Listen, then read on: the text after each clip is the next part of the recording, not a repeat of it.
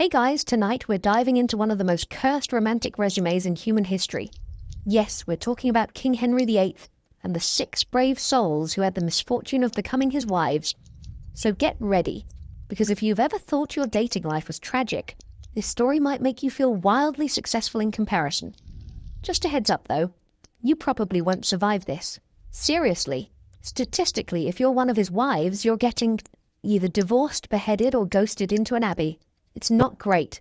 So, before you get comfortable, take a moment to like the video and subscribe, but only if you genuinely enjoy what I do here. Let me know in the comments what city you're watching from and what time it is. I want to see who's losing sleep in which time zone. Now, dim the lights, maybe turn on a fan for that soft background hum, and let's ease into tonight's journey together. You are Catherine of Aragon, daughter of the famed Isabella and Ferdinand of Spain, the same pair who kicked out the Moors and financed Christopher Columbus. You've got more Catholic credentials than the Pope himself, and a wardrobe so heavy with gold thread is honestly a core workout just to sit down. Your whole life, you've been trained to be a queen, etiquette drilled into your skull, languages fluent, prayers memorized. You even have a coat of arms featuring a pomegranate because subtlety isn't a royal trait. At 15, you're shipped off to England to marry Prince Arthur, the heir to the English throne. He's skinny, pale, and recites Latin poetry like it's a love language, which it's not. You marry him in a lavish ceremony, and 5 months later, he dies. Probably from sweating sickness. But rumors swirl that he was just too delicate for royal duty. You're now a widow in a strange country where no one cares how many vowels are in your last name. To make matters worse, you're left hanging for years, basically the world's most expensively dressed houseguest, while Spain and England squabble over what to do with you. Enter Prince Henry, Arthur's younger brother. He's tall, athletic, charming, and smells like he bathes more than once a month, which puts him in the upper 1% of Tudor hygiene. At first, he's the Renaissance dreamboat. He writes music, speaks multiple languages, jousts like a champ. When he becomes king in 1509, he decides to marry you. It's romantic for about 5 minutes. You're 6 years older than him, but he seems into it. There's talk of destiny and divine favor, and for a little while you actually feel like things might be okay. But you're also entering what might be the deadliest role in Europe, royal womb. Your primary job now is to give birth to a healthy male heir, and the pressure is suffocating. You do get pregnant, several times. Each time the court holds its collective breath. Some babies are stillborn, others die within days. One little boy survives for almost 2 months. You start to feel cursed. You pray harder, fast more, sleep less. Eventually you give birth to Mary, a healthy daughter. But Henry is polite at best. He doesn't celebrate. He just mutters something about trying again soon. You can already feel the love thinning out. Years pass. You're still technically queen, still attending court functions in your jeweled headdresses and velvet gowns, but there's a tightness behind your smile. Henry's looking more and more irritated every time you see him. Whispers slither through the palace halls, maids, ambassadors, even bishops commenting on your bad luck. You try not to cry in public. Your ladies-in-waiting carry your secrets like medicine bottles. Then one day you notice something. The young, sharp-tongued girl at court, Anne Boleyn. She's not conventionally beautiful. Long neck, slight overbite. Too many fingers, maybe. Or maybe not. But she's magnetic. She's witty, fashionable, and flirtatious in a way that's more chess than checkers. And Henry, he's obsessed. You watch from across the room as he follows her like a lovesick puppy. You try to pretend it's just another court flirtation. It's not. Soon he's writing her love letters. Literally love letters. And you're still here, silently bleeding from yet another miscarriage. Anne won't sleep with him. That's her move. She says she'll only give herself to him as queen. Bold. And Henry? He's so smitten, he actually considers it. Not just considers it, he acts on it. He decides he wants a divorce. This is not a simple matter. You're Catholic, and so is basically all of England. Divorce isn't just frowned upon. It's heresy. Henry claims your marriage was never valid to begin with, citing some obscure Bible verse about marrying your brother's wife being cursed. Never mind that the Pope already approved it years ago. Never mind that you insist you never consummated your first marriage with Arthur. Logic doesn't matter. Henry wants out, and Anne wants in. You're dragged through public hearings, forced to defend your honor, in front of judges who are scared stiff of royal backlash. You plead your case, kneeling before Henry in full view of the court, but he looks away. That's the moment you know. You've already lost. You're stripped of your title. You're no longer queen. You're now Dowager Princess of Wales, a cruel callback to your first dead husband. You are exiled from court. Your beloved daughter Mary is taken from you and declared illegitimate. Letters to her are censored. You are left in cold, crumbling castles, banned from seeing the king or attending mass in your native Spanish. Still, you refuse to say your marriage wasn't valid. You refuse to recognize Anne as queen. You hold on to your dignity like it's armor, even as your health fades. Alone, ill, betrayed. You die in 1536, heartbroken. Some say your heart was found blackened upon autopsy. Others whisper that it was poisoned. But maybe it was just that real, exhausting kind of grief. The kind that makes your organs give up too. And somewhere, not far away, Anne Boleyn prepares for her coronation. You don't even get a funeral fit for a queen. Your coffin is carried into Peterborough Abbey in the dead of winter, the service bleak and nearly empty. No royal procession, no official mourning. But strangely, the common people remember you. They whisper prayers under their breath. They call you the true queen, even as Henry parades his new wife around in French silks and peacock feathers. And you're gone. Erased from tapestries, removed from court records, your daughter Mary tucked away like a family secret. But let's not linger, because now you're Anne Boleyn, and you're stepping right into the fire. You think you've won. You really do. From Lady-in-Waiting to Queen of England, it's the ultimate royal upgrade. You wear your crown in front of a massive crowd, though it's not quite the rock star welcome you'd imagined. Some cheer, sure, but others spit as you pass. You've been called everything from whore to sorceress, and behind your back, nobles still toast to Catherine's health. The court is split like an overripe fig, sweet and sour, and you're stuck trying to glue it all together with court dances and witty banter. But now the pressure starts to calcify. Catherine couldn't produce a son, and neither can you. You get pregnant quickly, and that first time, it's a daughter, Elizabeth. And while Henry smiles through his teeth and throws a banquet, you know he's not satisfied. You can see it in the way he downs his wine that night, in the way he doesn't visit the nursery and how he leaves court a little too often. You give it time. You try again. But the next pregnancy ends in a miscarriage, then another, and then the ghost of a child, possibly a boy, born too early to live. Your body is failing you, and with every loss, Henry grows colder. He starts muttering about God's punishment. You start noticing how he no longer touches your hand in public, how he rides out with Jane Seymour, that suspiciously modest lady-in-waiting with big eyes and no opinions. Your nerves get the better of you. You start fighting back, publicly. You yell at Henry, snap at courtiers, push back when Jane smiles a little too long. You're not quiet. You were never quiet. But now, being outspoken feels less like strength and more like suicide. Even your allies begin to shift their loyalties. You're being watched, closely. And then the rumors start. They say you bewitched Henry with your eyes, that you had 6 fingers on one hand, that you made a pact with Satan and danced in the moonlight. It sounds ridiculous until you remember, this is England in the 1500s. People believe this stuff. The real charges, though, are more political than mystical. You're accused of adultery, with 5 men, including your own brother. It's a circus of manufactured confessions, shaky testimonies, and royal rage. The trials are a farce. The verdict is already written. You're sentenced to death. Not just death, beheading. But in a show of royal mercy, Henry imports a swordsman from France, so you won't be butchered with an axe like some common criminal. You thank him for this kindness. Yes, really. You actually thank the man who ordered your death. The night before your execution, you pray. You write letters. You joke with your ladies-in-waiting, because what else is there to do?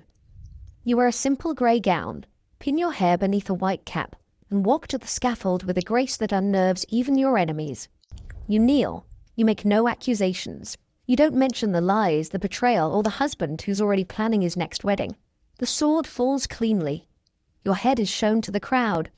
Somewhere, Henry eats a lavish breakfast. A few days later, he marries Jane Seymour.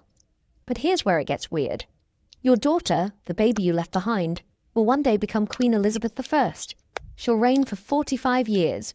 She'll go down in history as one of England's greatest monarchs, and she'll do it unmarried, childless, and in full control. Maybe because she saw what happened to you. Maybe because she knew the price women paid just for being near a king. Still, in your lifetime, you were just a bump in Henry's road. Brilliant, bold, ultimately breakable. Your rise was meteoric. Your fall was catastrophic. You were the second queen, but the first to be executed. Catherine was exiled. You were erased. The official records say you died a traitor. But historians still debate the truth. Some argue you were framed by Thomas Cromwell, Henry's political bulldog, as a scapegoat to protect the king's pride. Others say Henry genuinely believed the charges, that paranoia had finally consumed him. Or maybe, in a twisted way, he just wanted to clear the stage for someone quieter, easier, less threatening.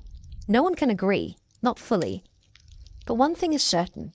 Being Henry VIII's wife is starting to look less like a fairy tale and more like a trapdoor disguised as a throne. You are Jane Seymour now, and your coronation never happens. That's your first red flag, though no one dares to say it out loud.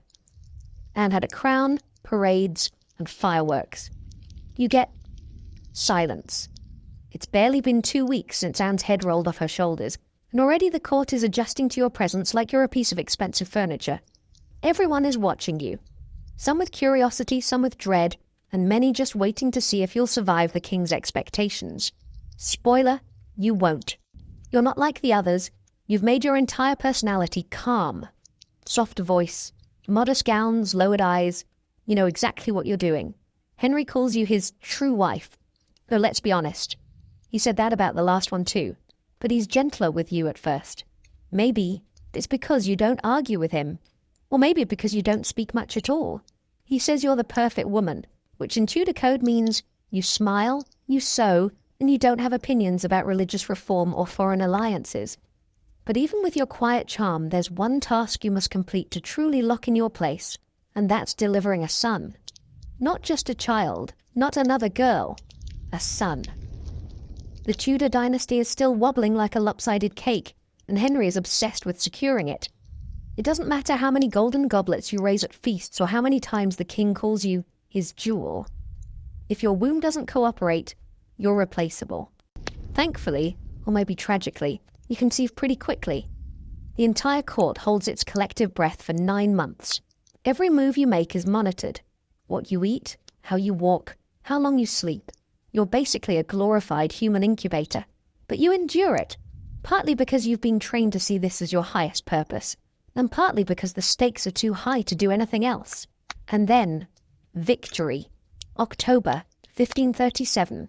You give birth to Edward, a healthy, living, breathing boy. There's thunder in the streets, bells ringing for hours, and fireworks that light up the London sky. The king weeps. The country erupts in celebration. You've done it. You've achieved the impossible. And for the first time in a very long time, the Tudor court feels like a place of genuine joy. But not for long. The birth wasn't easy. You were in labor for 2 full days, and afterwards something's wrong. The bleeding won't stop. Fever sets in. The courtiers try to keep it quiet. After all, what kind of story would it be if the perfect wife, the sun-bearer, dies right after fulfilling her purpose? But rumors leak through the silk-lined walls like smoke. You're pale. Your eyes don't focus. They try herbs, poultices, prayers. Nothing works. 12 days after giving birth, you die. Quietly. In bed. Surrounded by people who don't quite know how to mourn you yet. Henry is devastated, or at least that's what the chronicles say. He goes into seclusion, wears black for 3 months, and swears he will never remarry, which of course lasts all of 3 years. But here's the twist. You become the favorite wife, the only one to give him a legitimate son, and the only one who didn't outlive his affection. You're buried beside him in St. George's Chapel at Windsor Castle. None of the others get that honor. Your story seems almost peaceful compared to the ones before and after you. But let's not pretend it was easy. You had to be small, quiet, perfect. And even then, it killed you. They say childbirth was one of the leading causes of death for women in your time. But dying while royal? That just means you get a slightly better tomb. Your son, Edward VI, does become king, but only at age 9. He rules for 6 years before dying of illness, frail and hollowed by the same Tudor bloodline that chewed up all its queens. You don't get to see it. You don't get to raise him. You get your victory carved in marble, your memory used like a political mascot for future Protestant propaganda, and that's about it. Still, historians can't agree on you. Were you Henry's true love, or just his emotional rebound after the chaos of Anne? Some argue that he loved you most because you didn't live long enough to disappoint him. Others say you were a political pawn just like the rest, picked for your virtue, praised for your silence, and discarded by fate. You're the ideal Tudor queen because your death left no time for scandal. But here's the eerie part. While you fade into the sainted shadows of memory, Anne Boleyn's daughter is still out there, being raised far from court, absorbing the lessons of her mother's rise and fall. And eventually she'll face off with your son's throne. The seeds of that future are already planted. You're just not around to see them bloom. So yes, you die with a crown on your head and a prince in your arms. But if you think that makes your life less of a nightmare, think again. In Henry's world, even victory comes with a body count. You are Anne of Cleves, and this entire situation feels like a royal scam wrapped in velvet. You didn't even meet the guy before the wedding was arranged. No long courtship, no shared letters, just a portrait painted by Hans Holbein, where you look demure, calm, almost ethereal. It's a trap, obviously. Holbein's job wasn't accuracy. It was diplomacy with a brush. And he made you look like a porcelain angel. No one told you the English king was a moody, bloated tyrant on wife number 4 with a rapidly receding hairline and the emotional stability of a thunderstorm. You just figured you were marrying a king. That had to mean something, right?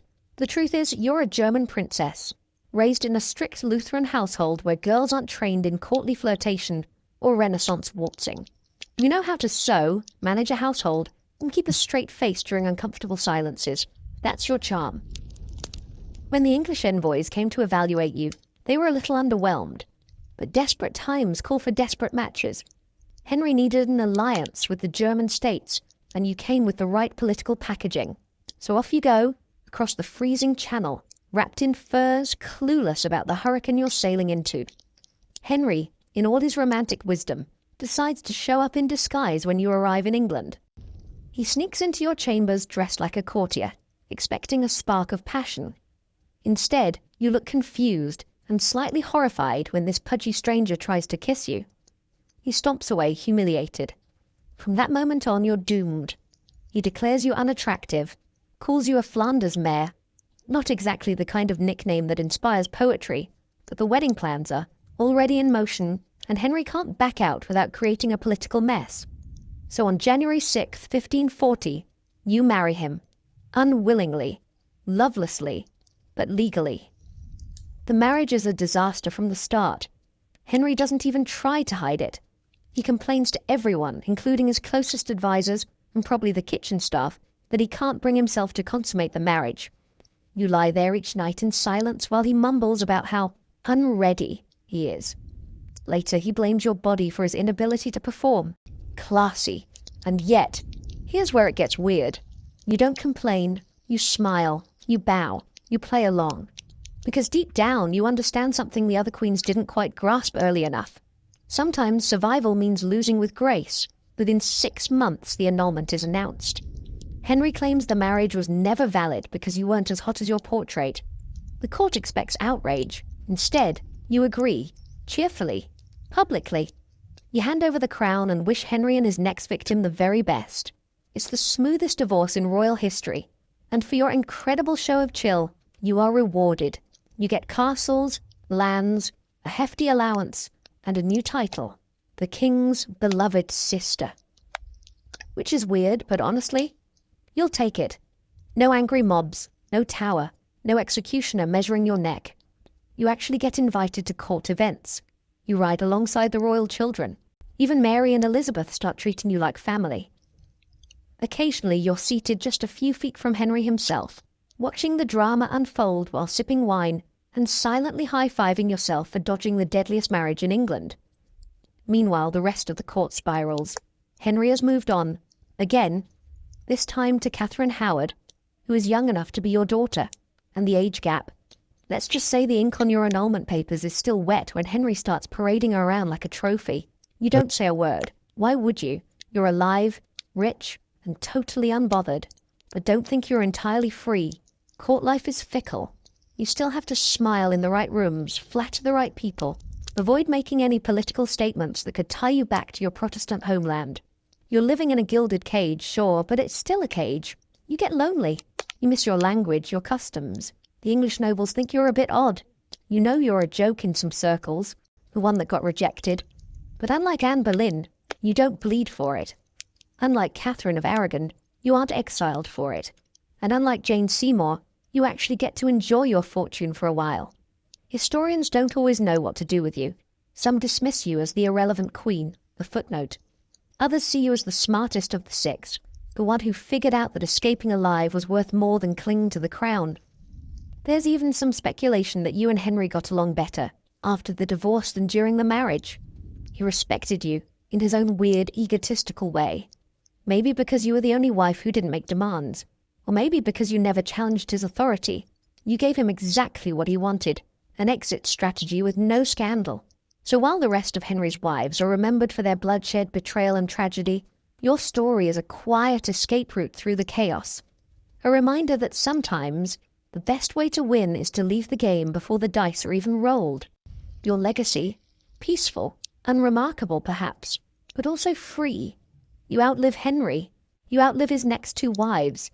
You even outlive his son. You die in your 60s, in your own bed, surrounded by servants and peace. And in Tudor England, that makes you practically a superhero. Now you're Catherine Howard, and the nightmare starts before your name is even printed on the marriage license. You're 17, maybe 16, depending on who's doing the math, and suddenly you're being handed over to a king in his late 40s who's overweight, foul-tempered, and nursing a festering leg wound that smells like rotten regret. You smile anyway. That's what you've been trained to do. You've been coached to be pretty, polished, flirtatious, and harmless. It's the only kind of power anyone's allowed to hand you, and now that performance has landed you a crown and a bullseye on your back.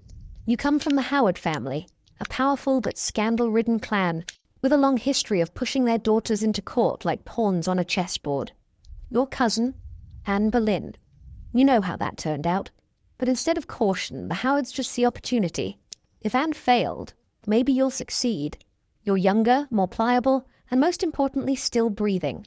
So they clean you up, throw a few pearls in your hair, and send you to charm a king who's looking for one last shot at youthful bliss. At first it works. Henry is delighted. He calls you his rose without a thorn, which is tragically ironic if you think about it for too long. He lavishes you with jewels, gowns, and ridiculous gifts that seem romantic until you realize he gave the exact same presents to his last wife. You act flattered anyway. You giggle. You dance. You do everything but scream. Because deep down you know this isn't love. It's survival. You're expected to play the perfect young bride to a man twice your age who can't walk without help. You whisper sweet nothings over the smell of his rotting leg, knowing full well that being honest would be fatal. But here's the twist. You're not as innocent as they think. Before the king, there were others. Henry Manox, Francis Dereham. Boys you flirted with back when you were still cloistered in the Duchess of Norfolk's household. A kind of halfway house for noble girls who needed polishing. There were kisses. There were promises.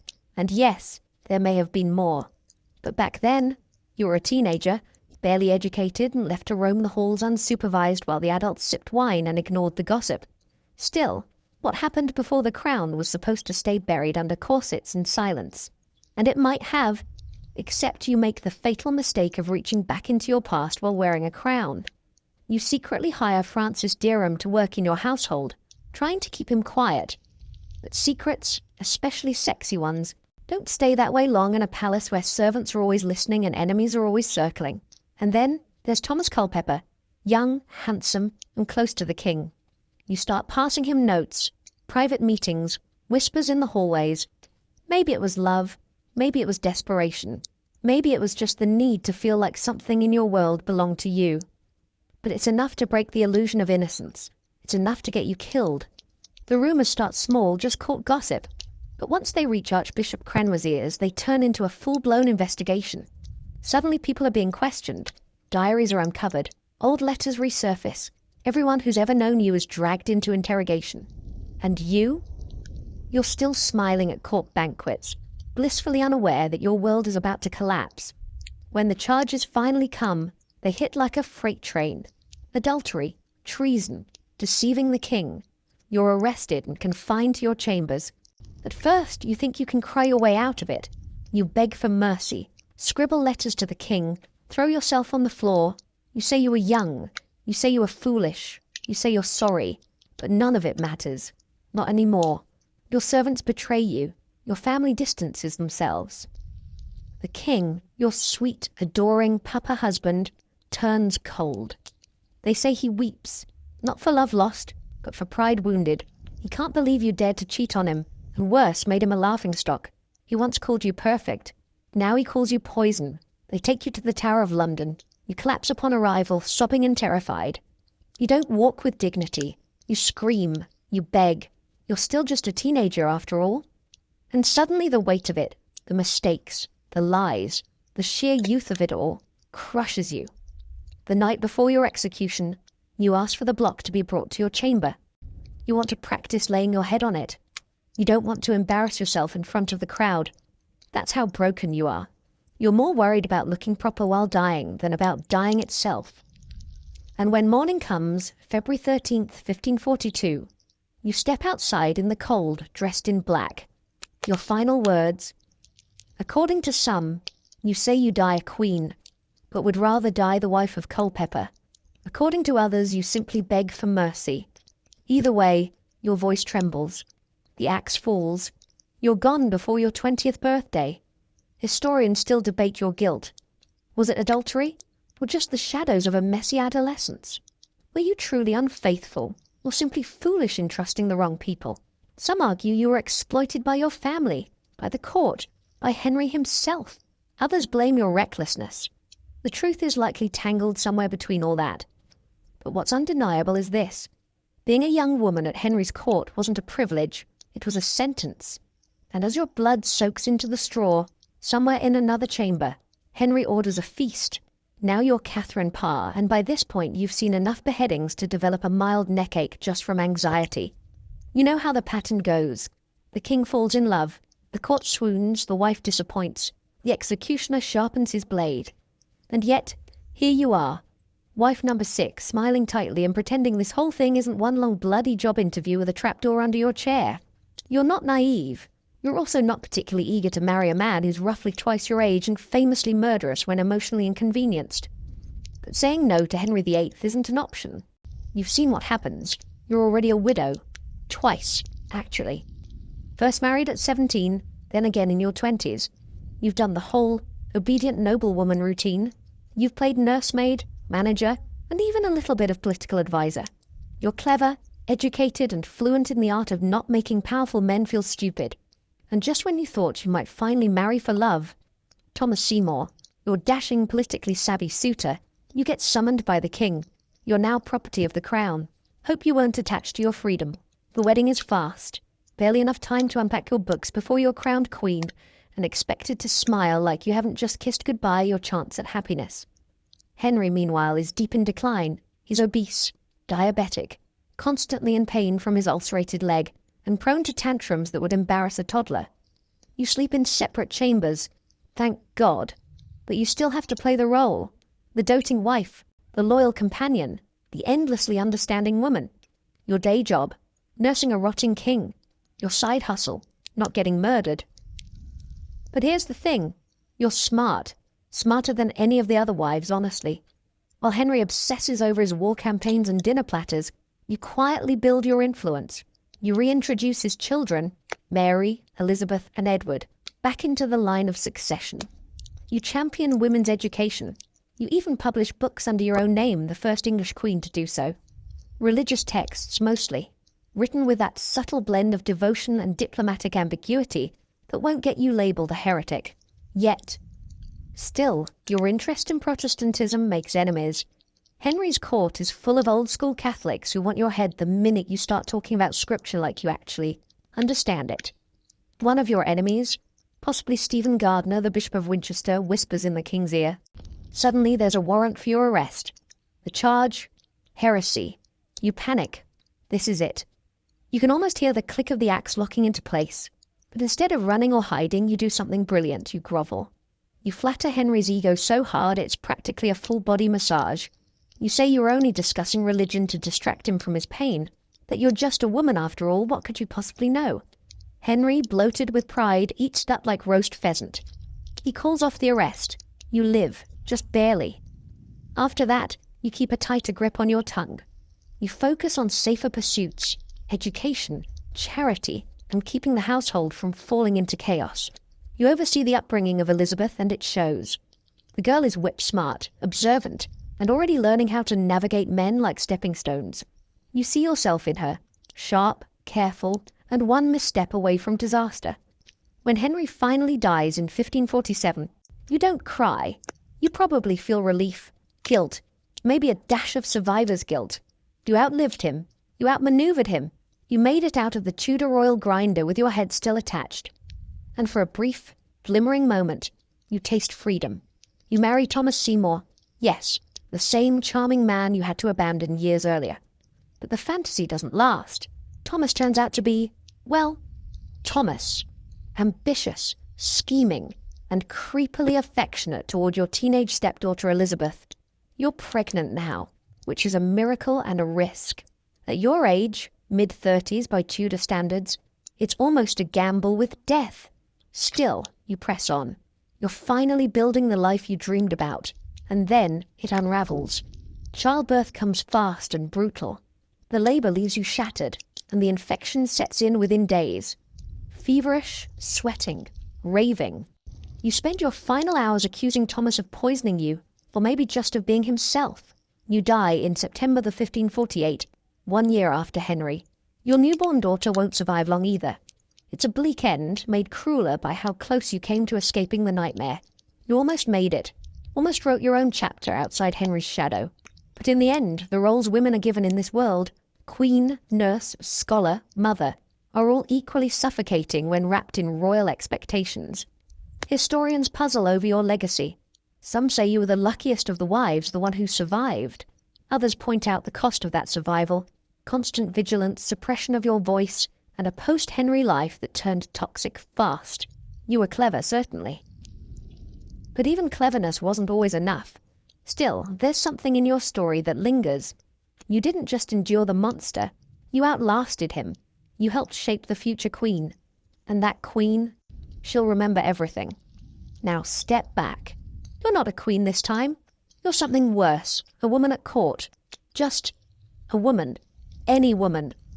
Maybe you're a lady-in-waiting, clutching a prayer book like a shield. Maybe you're a seamstress with calloused fingers and the unfortunate job of stitching morning gowns more often than wedding dresses. Or maybe you're a nobleman's daughter, paraded through the great halls like a potential offering to a god with gout. You watch the queens come and go, one prettier, younger, quieter, or occasionally louder than the last. They arrive with hope and leave with nothing but a name on the scaffold schedule. And you wonder every time what kind of nightmare you're all trapped in. Because by now, Henry isn't even pretending to be romantic. He's bloated, petulant, and impossible to please.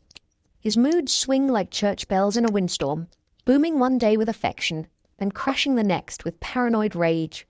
He devours meat like a wolf, throws tantrums over the temperature of his wine, and snaps at counsellors with no warning. His leg stinks, open ulcers, rotting flesh, the smell wafting through chambers like a cursed perfume. And yet, he's still the most powerful man in the country. You smile at him. You bow. You thank him for the honor of being ignored. Being near Henry is like walking through a dry forest during a lightning storm. One wrong word, one sideways glance, one whisper taken the wrong way, and you're out. Banished, disgraced, or worse, arrested. Every woman knows this. Every noble family knows it too. And still, they push their daughters toward him like sacrificial lambs. Why? Because if she survives, if she gets wealth, land, influence, a place in the royal family tree, it's a gamble, the kind that makes your hands sweat. But here's what no one ever talks about. The day-to-day horror of simply existing near him. The royal mood swings aren't just infamous. They're weaponized. One moment he's laughing, quoting Latin at dinner. The next he's demanding the arrest of your cousin because someone whispered she was too Protestant. Everyone in court walks on tiptoe. You learn to memorize facial twitches, track the pace of his footsteps, decode sighs like secret messages. Did he grimace today because he's angry, or because his leg hurts? Did he frown because your gown is blue, or because it reminds him of Catherine of Aragon? You never know, so you smile wider and keep your mouth shut. If you serve one of the queens, it's worse.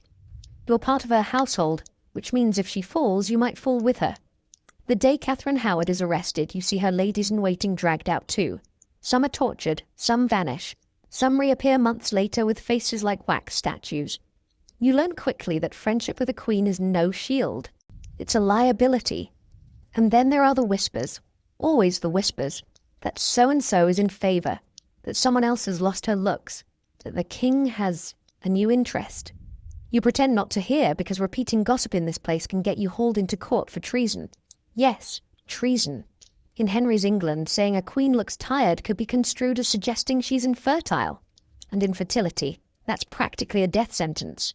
You start to hate the colour red, not for its brightness, but for its place in the executioner's wardrobe. You've seen it too many times. Cloaked figures leading trembling women through stone corridors. The tower always looms in the distance, grey and hungry, swallowing women whole. You try not to look at it from the palace windows. Some say they can still hear Anne Boleyn's ghost in the hallways. You believe them. And yet somehow court life goes on. Balls are held, feasts are prepared, musicians play like the world isn't on fire. You dance. You laugh at the right moments. You accept compliments you didn't ask for. Because in this place, performance is protection. If you're lucky, maybe the king won't notice you at all. Still, you wonder what happens behind closed doors, what the queens look like when the curtains are drawn and no one is watching. Do they cry? Scream? Do they pace their chambers like animals in a cage? When Catherine Parr almost gets arrested for heresy, you hear the entire palace go silent. When she survives, the sigh of relief feels like thunder in reverse. You think of the girls who haven't been so lucky. Catherine Howard, so young, so foolish, so dead. Anne Boleyn, too clever by half. Jane Seymour, martyred by childbirth. Even Anne of Cleves, the one who survived, had to swallow her pride to do it. Each woman's story has become a cautionary tale told in terrified glances, and through all this, Henry just keeps going. His wives are replaceable. His tantrums are eternal. But something in him is shifting. He's not the golden prince he once was. He doesn't ride anymore. He needs to be carried in special chairs. His eyes have dulled. His face sags. But his power, untouched, as strong and terrifying as ever. There are debates even now among historians. Was Henry always this cruel? Or did he decay into it, rotting alongside his own body? Did grief twist him? Did paranoia drive him mad? Or did absolute power just do what it always does? Strip a man of anything good he might have been? We'll never know. But you know how it feels to be in his world. You know the sound of a crown being passed like a curse from woman to woman. You know how to survive it, if barely. And when you finally leave court, if you ever do, you don't take souvenirs. Just silence, caution, and a memory of watching queens vanish like smoke. You keep your head down. You speak in whispers. You walk a little faster past the tower, because in Henry's court, even being a nobody is dangerous. You don't get to be queen. You're not even at court. You're just outside it, just far enough that your neck is safe, but close enough to feel the tremors. You hear the news before it becomes official. You hear it from your butcher, your neighbour, the monk at the abbey who speaks in hushed tones. Anne Boleyn has been arrested, charged with adultery, incest and treason. You blink. You know those charges are ridiculous. Everyone knows. But no one says a word louder than a whisper. That's the trick of it. Truth doesn't matter here. Not if the king decides otherwise. You're in the crowd that day. The tower looms above you, tall and grey against the May sky. The scaffold has been swept clean from the last execution, though the blood never really leaves. People gather early, clutching their children's hands, jostling for a better view. A woman beside you sells sweetmeats. Another murmurs prayers. You just stare, waiting, dreading. And then the door opens, and there she is, Anne Boleyn, queen no more. She steps onto the platform, not sobbing, not screaming, but composed. Too composed. She's wearing a grey gown, the kind that clings to dignity even in ruin. Her dark hair is tucked neatly under a linen cap, eyes fixed ahead, hands trembling only slightly. You can't believe she's real. Not long ago she was untouchable. Now she's about to die, and there's nothing anyone can do about it. The executioner, imported from France of course, waits quietly behind her. He's dressed all in black, holding his sword low. She kneels, whispers a few final words. "To Jesus Christ I commend my soul." You hear her voice, clear and calm. Not a queen, not a witch, not a traitor, just a woman. And then, without ceremony, the sword arcs through the air and takes her head cleanly from her shoulders. The silence that follows is unbearable. No one cheers. This isn't a celebration, it's a performance with a terrible ending. A few people cry, one child vomits. You just stand there, frozen, your hand clenched so tightly your nails draw blood in your palm. That's how real it is. That's how loud the lesson hits. If she can fall, anyone can. The court claims it was justice, that Anne was unfaithful with multiple men, including her own brother. The idea is absurd. But again, truth is irrelevant. Henry needed her gone. She had failed to give him a son, had grown too powerful, too outspoken. Worse, she had become inconvenient. And when a wife becomes inconvenient, the king doesn't wait. He destroys. Historians argue endlessly about Anne's guilt. There are those who insist she was framed, Thomas Cromwell pulling the strings to satisfy Henry's desire for a clean exit. Others think maybe she flirted too freely, that courtly affection blurred lines in ways that looked scandalous when magnified under paranoia. But the truth likely lies in a familiar place. She was too bold, too intelligent, too unwilling to bow low enough, and that more than any rumour signed her death warrant. You walk away from the tower with shaking legs and a stomach twisted in knots. All day, you think about her daughter, left behind, the flowers she used to wear in her hair, the way people used to bow to her in the street. You think about the power she held and how fragile it turned out to be. And then you think about the other wives, Catherine of Aragon, who withered in exile, Jane Seymour, who died in childbirth, Anne of Cleves, who narrowly dodged the axe by surrendering with a smile, Catherine Howard, young and doomed, Catherine Parr, alive for now. There's a pattern, and it's not subtle. Royal wives are royal targets. You wonder how the court keeps finding new women willing to play this game. You suppose most don't see it until they're already trapped. Back in the villages and towns beyond the palace, people talk, quietly, carefully. No one speaks ill of the king, but they mourn Anne in their own way. Some pray for her soul. Others paint her image on the corners of letters, small enough to go unnoticed. A few women tie a black ribbon around their necks, a silent show of solidarity. Because deep down everyone knows she wasn't the first woman destroyed by a powerful man. She won't be the last. Years later, her daughter, Elizabeth, will ascend to the throne. A red-haired girl who learned very young that crowns come with thorns, and silence can be louder than speeches. People say she inherits her mother's eyes, her wit, a sense of justice wrapped in calculation. She will reign longer than any Tudor before her and never marry. Historians love to argue about why, but maybe it's simple. Maybe she watched too many queens fall.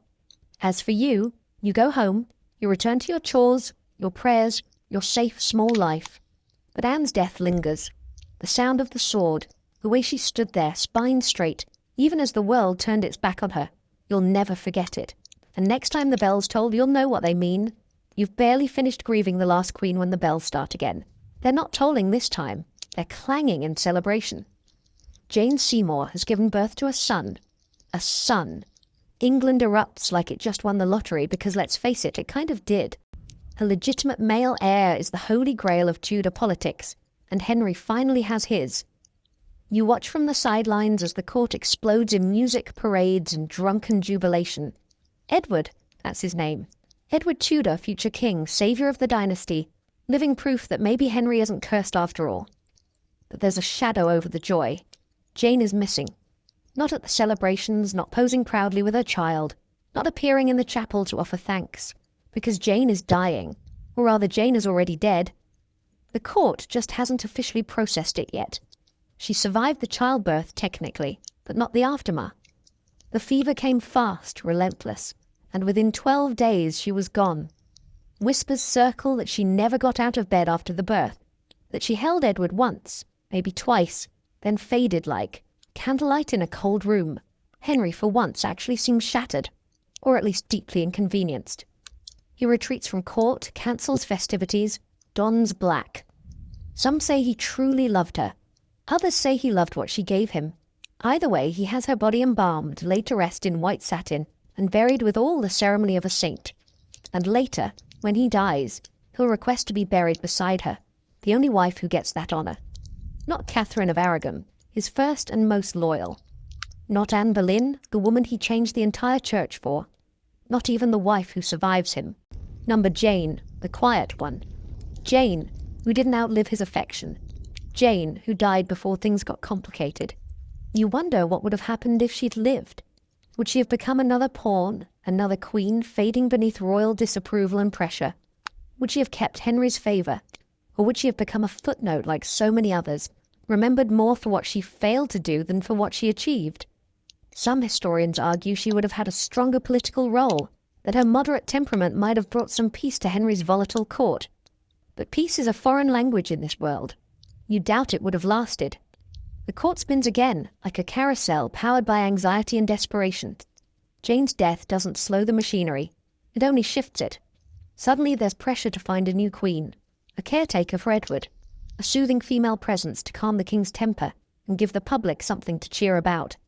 Ambassadors begin to whisper about eligible princesses across Europe, sending portraits like Tinder profiles with extra religious baggage. And amid all this, the memory of Jane becomes something sacred. Her image is carefully curated, pure, devout, obedient. The perfect queen, the perfect mother, the perfect woman, because she didn't live long enough to contradict anyone. Even her voice gets erased. You don't know what she truly thought, because no one bothered to record it. All that remains are eulogies written by men who needed her to symbolize something. Fertility, obedience, peace. Take your pick. At court, a small shrine of sorts grows in her memory. Not literal, of course, no candles or relics, but her name is spoken with a kind of reverence that makes the other wives seem toxic by comparison. Henry uses her ghost like armour. When critics bring up Anne Boleyn or complain about the king's new policies, someone always brings Jane into the conversation. His heart still grieves, they say. He hasn't been the same since her passing. It works, for a while. But grief doesn't change Henry. If anything, it hardens him further. He's aging poorly. His leg, once just an annoyance, is now a festering wound. He can barely walk. His waistline has ballooned to the size of a wine barrel, and his temper has followed suit. He isolates himself more and more, emerging only to rage at council, meetings, or to glare at artists painting his ever less flattering portraits. When he does appear in public, it's with fanfare designed to distract from the fact that he's being carted around like furniture. Still, Edward is growing, pale, delicate, but sharp. Tutors flood the nursery with Latin, theology, and court etiquette. The boy barely sees his father, but the crown above his cradle is heavy enough to crush anything soft within him. And surrounding Edward are women, nannies, nurses, governesses, none of whom can claim to be queen. That vacancy echoes through the halls, cold and unfinished. Meanwhile, the memory of Jane is used like a scalpel, sharp, strategic. When Anne of Cleves is introduced to the king, Jane's memory becomes a measuring stick she cannot possibly meet. When Catherine Howard is elevated, Jane is invoked again, a ghost standing in silent judgment of her teenage replacement. And later, when Catherine Parr arrives, Jane becomes a tool of comparison. This one's clever, but Jane was kind. This one's Protestant, but Jane was pious. Jane becomes the queen all others must fail to live up to. You realize something chilling. In Henry's court, dead wives are often more useful than living ones. They don't speak. They don't defy. They don't disappoint. They can be shaped into whatever the narrative demands. And Jane Seymour, the wife who gave him what he wanted and died before she could do anything else, becomes the perfect blank canvas. So while the court moves on, new queens, new crises, new scandals, Jane's memory is preserved like a saint's relic. A body that was once warm and frightened and possibly even opinionated, now reduced to an idea an ideal. And you, standing quietly in the outer circle of this madness, realize the nightmare doesn't end with death. Sometimes it's only just beginning. By now, you're used to the rhythm of it. The royal court moves like a snake shedding its skin, each queen a fresh layer, stripped and replaced when the mood sours. Jane Seymour is gone, sanctified and buried, her image polished smooth by the flattering hands of memory. But the king, still alive, still dangerous, still looking. And now attention turns outward again, to Europe, to diplomacy, to another portrait. This time it's a German princess named Anne of Cleves, and you can already feel the collective court eyebrow raising. Another foreign queen? Another arranged marriage based on a flattering brushstroke and a prayer? Here we go again. Henry's advisers, scrambling to strengthen England's Protestant alliances, nudge Anne forward like a strategic chess move. Her brother leads the Protestant League. Handy if you're trying to keep the Pope at arm's length. But there's a problem. Henry's first glance at her isn't through the lens of statecraft. It's through the hole in a disguise. Literally. He dresses up like a peasant and barges into her chambers, expecting a fairy tale reaction. She doesn't recognize him, doesn't swoon, doesn't offer a carefully rehearsed curtsy. Instead, she looks startled, maybe even unimpressed. Big mistake. Henry is insulted. No, he's humiliated. And because his ego is as fragile as his leg is infected, that moment colours everything that follows. The marriage proceeds because at this point it's too diplomatically messy to back out. But his heart, not in it. His loins, also not in it, if we're being brutally honest. The wedding night is a disaster. He tells his courtiers that he couldn't perform, says she smells wrong, says her body isn't appealing. He calls her a Flanders mare, which sounds like a barnyard insult because it is. But here's where Anne pulls the ultimate move. She doesn't argue, doesn't cry, doesn't rage against the unfairness of it. She agrees with him, publicly, cheerfully. You're right, she says.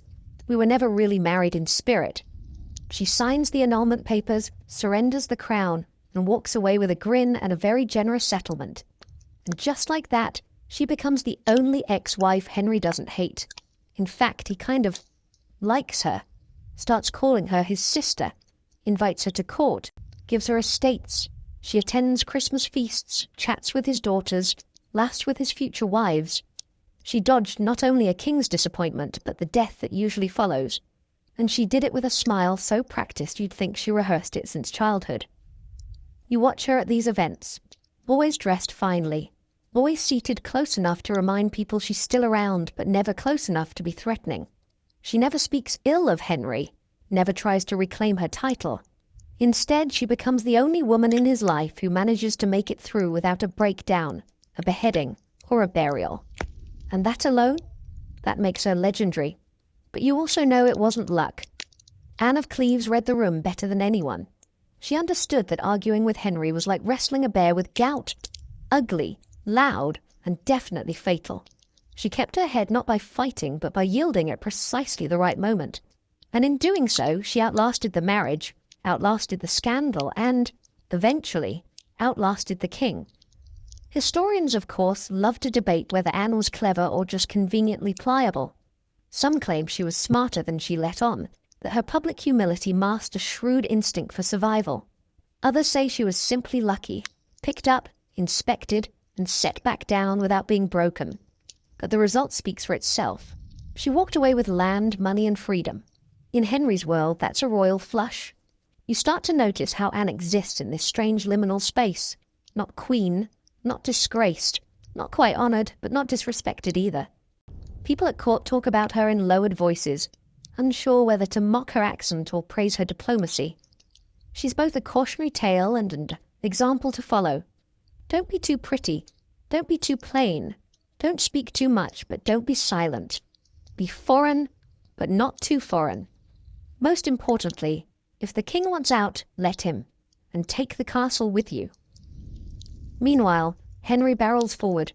His body is failing, but his will remains tyrannical. He's planning yet another wedding. And Anne? She's watching.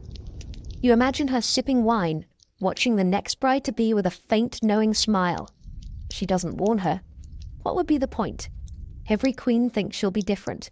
Every queen thinks she can love him into gentleness, but Anne knows better. Years later, when Henry is gone, Anne continues her strange afterlife as a half-remembered figure in court. She attends Elizabeth I's coronation. She nods, smiles, and fades into the background once again. And when she dies, at age 41, she leaves behind one of the few legacies in Henry's story that doesn't end in ruin. You think of all the wives, the ones who stayed too long, the ones who dared too much, the ones who loved him sincerely and paid the price. And then you think of Anne of Cleves, who walked away with her neck intact, her estate secure, and somewhere inside a quiet, private smirk. In this game, survival isn't about being right. It's about knowing when not to play. The court feels different now, heavier, like it's holding its breath. Catherine Howard's death has chilled even the most seasoned courtiers. The laughter has dulled. The music sounds hollow. And though the great halls are still draped in velvet and flickering candlelight, it all seems like a cover for something rotting underneath. But Henry, well, Henry is Henry. Not even a teenager's execution slows his appetite for companionship. It's not long before you start hearing murmurs of a new woman in his orbit. And no, it's not a princess this time. It's not even someone particularly ambitious. It's a widow, a quiet one, with brains, Catherine Parr. You'd expect someone who's watched 5 queens disappear into disgrace, madness, or graves to steer clear of Henry VIII. But Catherine Parr is different. She's a survivor, and not just in the royal sense. She's buried 2 husbands already. She's managed estates, balanced books, and read more religious texts than most bishops. She's clever without being arrogant, pious without being preachy, and somehow still capable of smiling like she hasn't lived through a lifetime of grief.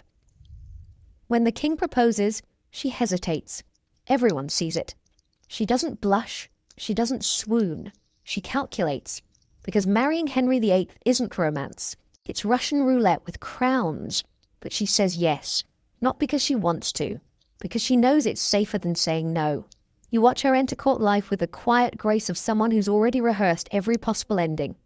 She becomes Queen No. 6 in 1543, and right away it's clear she's playing a longer game. She takes an interest in Henry's children, especially Elizabeth, who instantly attaches herself to her like a shadow. Catherine encourages their education, introduces them to scholars, and even starts hosting small theological debates over dinner. But she's careful, always careful, because deep down she knows that Henry loves a smart woman only when her intellect doesn't get in the way. Still, she can't help herself. She's passionate about faith, about the Reformation, about the idea that women should be able to read the Bible and interpret it themselves, and that unfortunately makes her a threat. The court is divided between reformers and traditionalists, and Catherine has started to lean too far in one direction. A warrant for her arrest is drafted. You hear it whispered through the corridors like a ghost. Heresy. The very word hisses like venom. People start backing away from her in hallways. The king grows cold, distant. But she doesn't panic. She pivots. When confronted, she says her religious discussions were only meant to distract the king from his chronic pain. That she's just a woman after all. Simple, devoted, too humble to claim any real theological insight. It's textbook submission, and it works. Henry softens. The warrant disappears, and Catherine lives to see another sunrise. You can't decide if that moment makes her brilliant or tragic. Maybe both. Her survival depends entirely on pretending to be less than she is. Every step, every word must be measured. Her intellect weaponized only when it's safely disguised as devotion. She becomes a master of this performance, not because she wants power, but because she wants to stay alive. And yet, in private, she still pushes boundaries. She writes and publishes a book, prayers or meditations, under her own name. The first English queen to do so. She advocates for education, for religious reform, quietly but persistently. She teaches Elizabeth that knowledge is power. That language is a sword you can hide in plain sight. And Elizabeth listens, closely, because she's already seen what happens to women who aren't careful. Catherine Parr's role becomes 1 part queen, 1 part nurse, and 1 part diplomat. She bandages Henry's leg, manages his moods, keeps the court spinning, and when he travels, she's left in charge, a sign of trust or perhaps just exhaustion on his part. Either way, she holds the reins without letting anyone know she's steering. That's her gift. She rules without ruling. By now, Henry is falling apart. His body bloated, his mind increasingly paranoid. His children are growing. Mary, Elizabeth, and young Edward, the precious heir who still coughs too much. Catherine juggles all of them. She tries to keep peace between the siblings, between the factions, between the dying king and the court ready to eat itself the moment he stops breathing. And then, in 1547, he does. Henry VIII dies, bloated and bedbound, muttering orders and absolutions to the very end. You'd think there'd be fireworks, but the moment is strangely quiet. His death is announced with careful choreography. Mourning clothes are distributed, bells toll, and behind it all the country sighs, not in grief, but in collective nervous anticipation. What now? Catherine Parr is finally free. For the first time in years, she can breathe without checking her words, her step, her pulse. But she doesn't retreat into obscurity. She remarries, this time for love, or what she thinks is love. Thomas Seymour, that charming, ambitious political peacock, swoops in fast. Too fast. Within weeks of Henry's death, they're engaged, scandalous, disrespectful. But Catherine doesn't care. She's survived worse. Only, this time the danger isn't royal. It's personal. Thomas is reckless, ambitious, flirtatious, especially with Elizabeth, who's still just a teenager living in Catherine's household. You hear rumours, they all do, that Thomas is getting a little too comfortable with the future queen. But Catherine walks in on moments that twist her stomach into knots. But she doesn't banish him, doesn't confront Elizabeth. She tries to hold the threads together, hoping it will pass. Then she finds herself pregnant.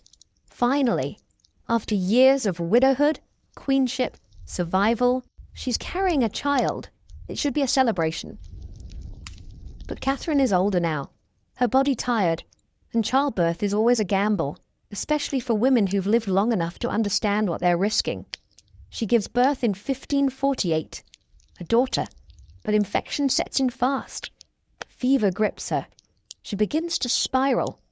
Some say she blames Thomas, others say she raves, incoherent. Within days, she's dead.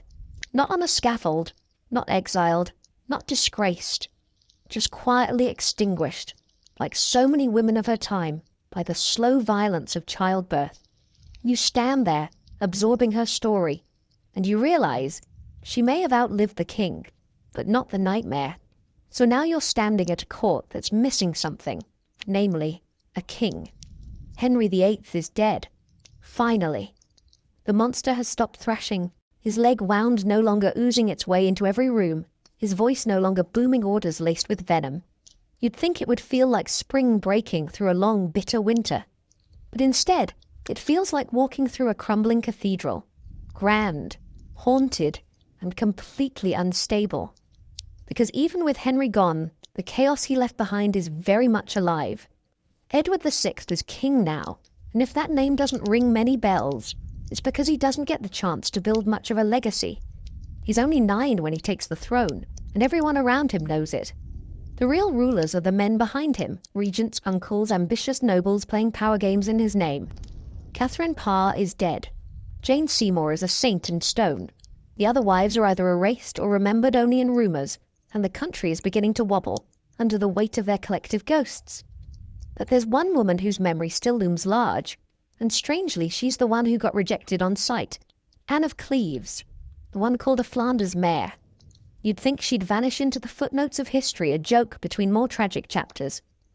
But somehow she's still here. Not physically, she dies in 1557, but her story lingers in the background like a quiet lesson no one wants to talk about. Play the game just enough, then leave before it eats you. She never remarried, never returned to Germany. She stayed in England, tucked into estates given as compensation for her annulment. You'd see her at court function sometimes, dressed richly but never overly adorned, like someone who knows too much to draw attention. She was careful, always careful. She smiled just enough, nodded in the right places, and kept herself firmly out of the gossip mill. She was by far the most peaceful of all Henry's wives, and the one most frequently underestimated. And it all started with a portrait. Holbein's painting of her was the original Tinder catfish. Too flattering, some say. Too vague. But others argue that Anne looked exactly as she always did. Henry just expected something she never promised. The portrait became infamous, blamed for a marriage that barely lasted 6 months. But the real issue was never her face, it was her mind. She wasn't seductive, she wasn't docile, and worst of all, she didn't panic when the king turned on her. She smiled, bowed, and walked away with money, land, and her life. Most queens don't get a retirement plan. Anne did. When Henry annulled their marriage, she didn't contest it. She didn't write angry letters or beg for pity. She agreed, graciously. And in return, she was granted estates in Kent and Richmond, a generous income, and the absurdly diplomatic title of the king's beloved sister. The irony of that label wasn't lost on anyone, but Anne wore it with quiet dignity. When court drama surged, she wasn't in the thick of it. When queens were crowned and then toppled, she simply sent her regards. She'd seen enough to know that attention from the king was like standing too close to a bonfire. You might be warm for a moment, but eventually you're going to burn. You still remember seeing her at Prince Edward's christening. Jane Seymour's child, raised like a relic of the Tudor dream. Anne was seated far from the royal cradle, but close enough to be noticed. She smiled politely, hands folded, the picture of composure. It was a masterclass in quiet triumph. Everyone else had been punished for being too much, too loud, too clever, too passionate. Anne had survived by being just enough. But don't confuse that with weakness. Anne was fluent in political maneuvering. She may have lacked English polish when she arrived, but she quickly adapted. She learned the language, embraced English fashion, maintained good relationships with Henry's children, especially Elizabeth and Mary. She navigated a minefield of egos and still managed to die of natural causes, not execution or exile. That's not luck. That's skill. Historians still argue whether Anne was Henry's biggest mistake or his quietest success. Some insist the marriage was doomed from the start because she and Henry had no chemistry. Others say the king's ego couldn't handle a woman who didn't fall all over him. But what no one disputes is this. Anne won. She was handed a political grenade and defused it without losing a finger. You think back to the other wives, and it's hard not to compare. Catherine of Aragon fought too hard for dignity and died alone. Anne Boleyn burned too brightly and was snuffed out. Jane Seymour succeeded, but at the cost of her life. Catherine Howard was too young to understand the rules. Catherine Parr outlived Henry, only to die from childbirth and betrayal. But Anne of Cleves? She sidestepped the trap entirely. Her legacy is quieter but strangely modern. She's the woman who saw what Henry was and decided, without fanfare or self-destruction, that he wasn't worth the fight. And in a world that demanded women either submit or suffer, Anne did something radical. She endured. Even after her death, her story echoes. You hear it in the conversations whispered at court, in the letters passed between ladies-in-waiting, in the curious glances of young women studying portraits, wondering if they could ever survive what Anne did. And when Elizabeth becomes queen, you notice she never marries. She knows the danger too well. Maybe Anne taught her that survival isn't about being adored. It's about knowing when to let go. Anne was never crowned, never mourned as a queen, never celebrated in stained glass or romanticized in Shakespearean tragedies. But she also never knelt before an executioner. And sometimes that's the only legacy you need. It's hard to keep track of the wives after a while. They blend together like half-remembered dreams, some tragic, some terrifying, some gone before anyone really knew them. But then there's Catherine Howard. You remember her vividly because her rise was too fast and her fall was too loud. She was a comet streaking across the court sky, blazing, brief, and over before she knew she was in danger. Now, she's dust. The court has shifted again, gone quiet for a while, like everyone's holding their breath between disasters. But it never stays silent for long, and into that hush steps someone unexpected. Catherine Parr, Queen number 6. The room changes when she enters, not because she's radiant or young, she's neither by court standards, but because she carries herself like someone who's already survived more than she should have, which, to be fair, she has. Twice widowed, quietly intelligent, politically cautious, Catherine Parr is the kind of woman you'd trust with your secrets, but never underestimate. She isn't walking into the throne room to swoon at Henry's feet. She's walking in to survive him. The marriage is quick. Henry's health is crumbling. His leg wound has become a walking infection. He spends more time in bed than on the throne. barking orders between spoonfuls of meat and bursts of paranoia. His mood swings are even sharper now, shorter fuses, longer grudges. Catherine steps into this decaying storm not as a love interest, but as a caretaker with a crown. And she's good at it. Too good. She nurses him. She counsels him. She reads to him when his eyesight fails. She manages the palace while he barks at nobles and dreams of battle glories he'll never see again. And at night, she closes her door and prays, not just for his health, but for her own safety. Because even now, at this late stage, a wrong word can still mean a trip to the Tower. And it almost does. Catherine is deeply religious, Protestant specifically. She believes in reform, in scripture for all, in women reading and thinking for themselves, and for a while, Henry seems to tolerate it, even indulge it. He lets her publish a devotional book, and praises her intelligence in public. But then, just as quickly, his tolerance thins. Whispers reach his ears that Catherine is overstepping, that she's trying to sway him theologically, that she's challenging his authority. One night, she discovers there's a warrant for her arrest. Heresy. That word again. The one that doesn't come with a fine or a warning. It comes with a scaffold. Catherine doesn't panic. She plays the only card left.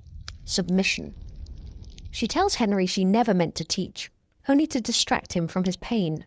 That she's just a simple woman, a devoted wife, harmless. He buys it.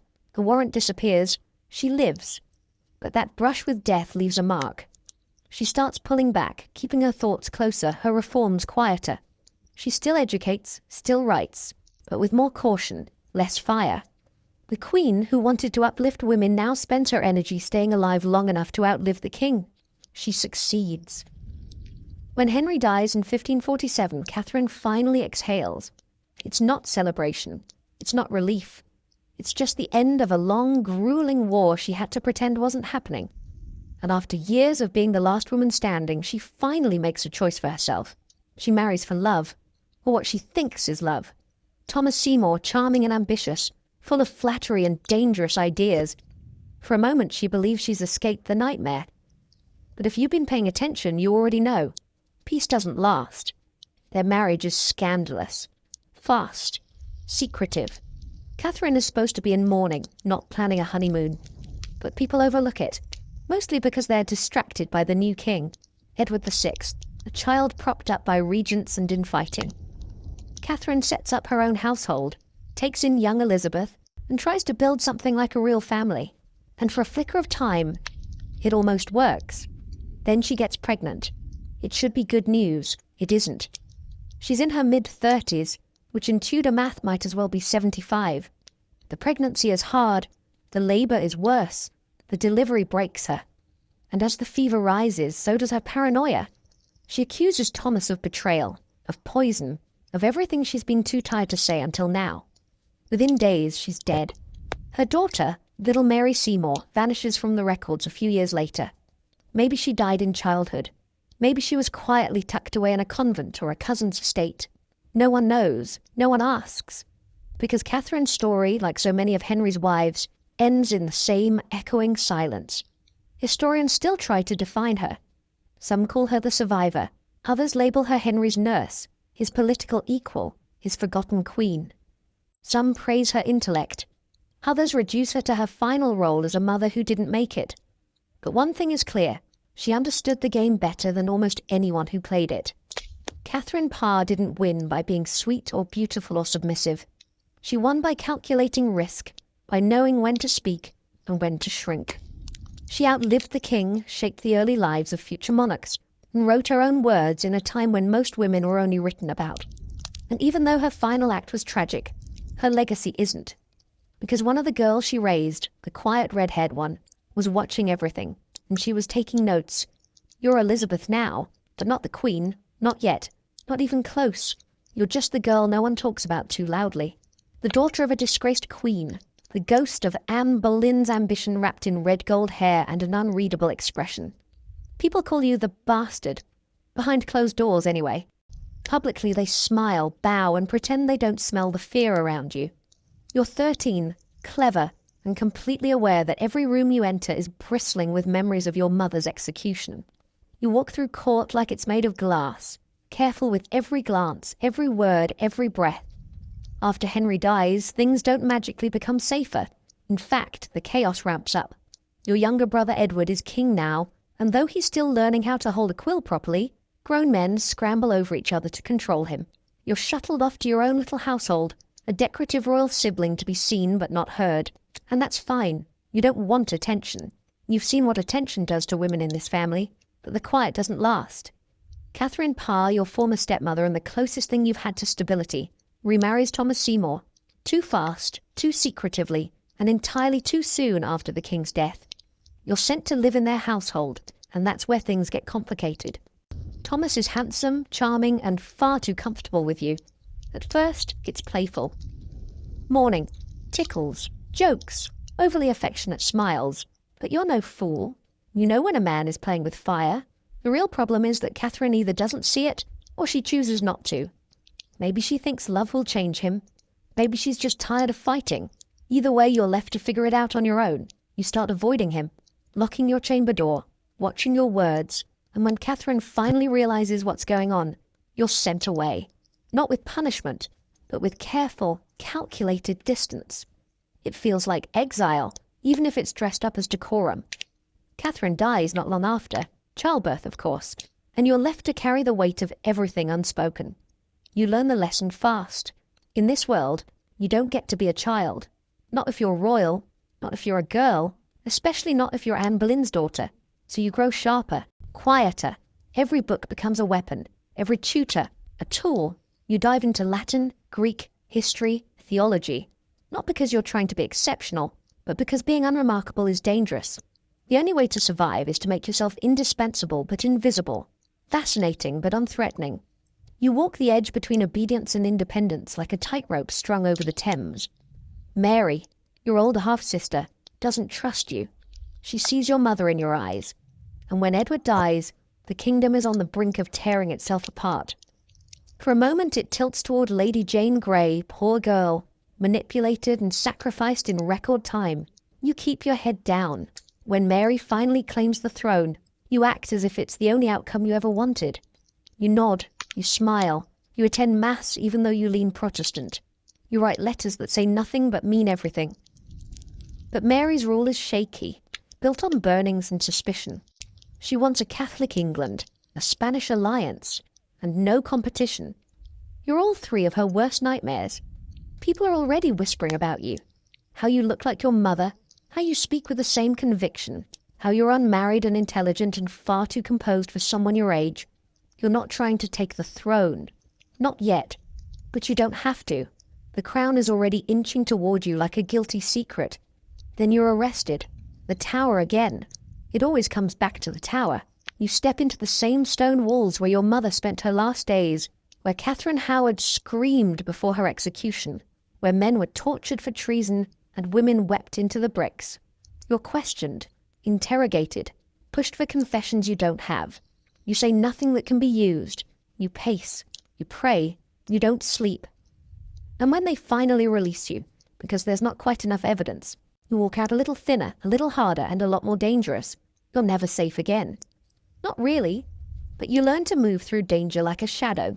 When Mary dies in 1558, childless and exhausted, the court turns to you. Not with joy, with resignation. You're next. You've always been next. And now it's your turn. The coronation is a spectacle. Gold and roses, trumpets and prayers. But underneath it all, you can feel the eyes watching, waiting. Some expect you to fail. Others hope you will. And you smile. You give them what they want. Grace, power, mystery. But you give it on your terms. You never marry. People ask, they beg. Foreign princes write love letters packed with diplomacy. You entertain a few offers, let the rumors swirl and then let them rot. You saw what marriage did to your mother. You saw what it did to all of them. You don't need a husband. You are the crown. Historians will call you Gloriana, the Virgin Queen, the woman who led England through a golden age of art, exploration, and naval supremacy. But you'll always know what your reign really is. Survival, with style. An entire life lived inside a storm you never allowed to touch you. And yes, sometimes you remember the other queens. not as role models, but as warnings. Catherine of Aragon's endurance, Anne Boleyn's spark, Jane Seymour's sacrifice, Anne of Cleves' escape, Catherine Howard's ruin, Catherine Parr's calculated grace. You carry them with you, not in sentiment, but in strategy, because you, Elizabeth, are the final girl. But you don't have to be Elizabeth to see it. The way the court never really recovers from what Henry did.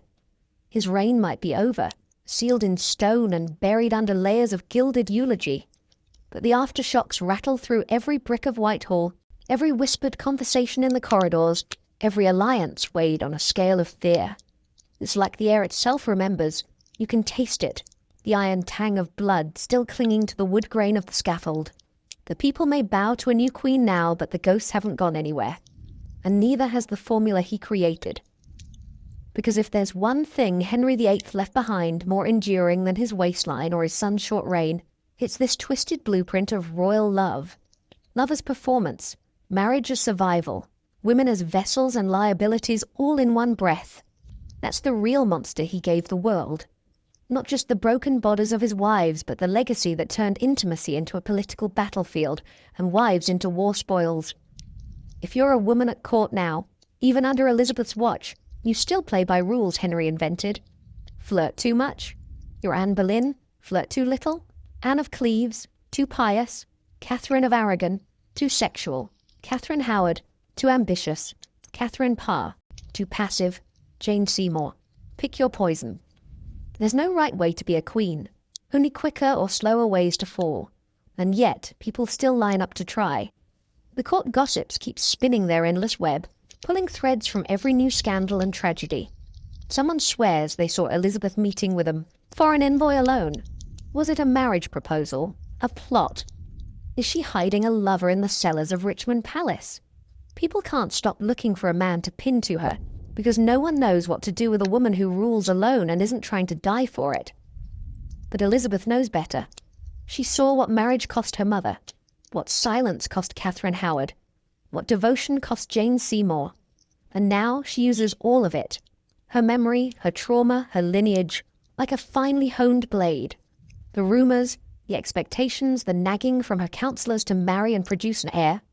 She lets them hang in the air like smoke, distracting, thick, enough to make people forget where the fire actually is. Still, her refusal to marry becomes its own obsession. Suitors come and go, Philip of Spain, the Duke of Anjou, Robert Dudley. Each one gets their moment, their portrait in the mental slideshow of almosts. But Elizabeth never says yes. She strings them along just long enough to get what she wants. Alliances, trade deals, breathing room, and then lets them go. It's political ballet at its finest. And somewhere, you have to believe Anne Boleyn would be proud, or at least a little impressed. That's not to say Elizabeth is immune to everything. She's not. Her court still functions like a drama set in fast-forward. Jealousy blooms in every darkened hallway. Ambition hangs on every velvet curtain. Even her closest allies can't always be trusted. But Elizabeth doesn't need trust. She needs distance, and she keeps just enough of it to stay in control. Just enough to ensure no one ever gets close enough to pull her down the way Henry pulled down her mother. The scholars debated endlessly. Was Elizabeth traumatized into celibacy? Was it political genius? Was she incapable of love? Or just smart enough to know love was a trap in her world? The truth is probably all of it, tangled together in a web of fear, pride, and ruthless memory. She learned young that love, at least the kind Henry offered, was never safe. And maybe she didn't want safety anyway. Maybe she wanted something bigger. Maybe survival wasn't enough. Maybe she wanted legacy. And she gets it. Not by being a wife, but by being something no wife was ever allowed to be. Whole, untamed, entirely her own. But back in the lesser chambers of court, among the maids and pages and ladies in waiting, the myth of Henry VIII's marriage gauntlet still lingers like mildew. Every young woman still wonders if she'll be chosen, if she'll be noticed, if she'll be elevated, or if she'll be the next body carried out behind a curtain of lies.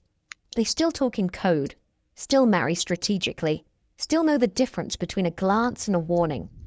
Because even though Henry's dead, the culture he created isn't. Every woman at court still walks in the shadow of that throne. Every marriage is still a gamble, every flirtation, a risk. The executioner's block is tucked away in a storeroom now, but its memory is fresher than the linen in the royal bed. You've seen how fast love turns into leverage. You know how fast affection becomes accusation. And no one forgets what happened to those 6 women. Their names are still whispered like cautionary tales. Their fates recited like hymns to remind everyone what's at stake. Divorced, beheaded, died, divorced, beheaded, survived. It sounds like a children's rhyme now, a catchy way to summarize the carnage. But if you listen closely, there's no comfort in it. Just statistics.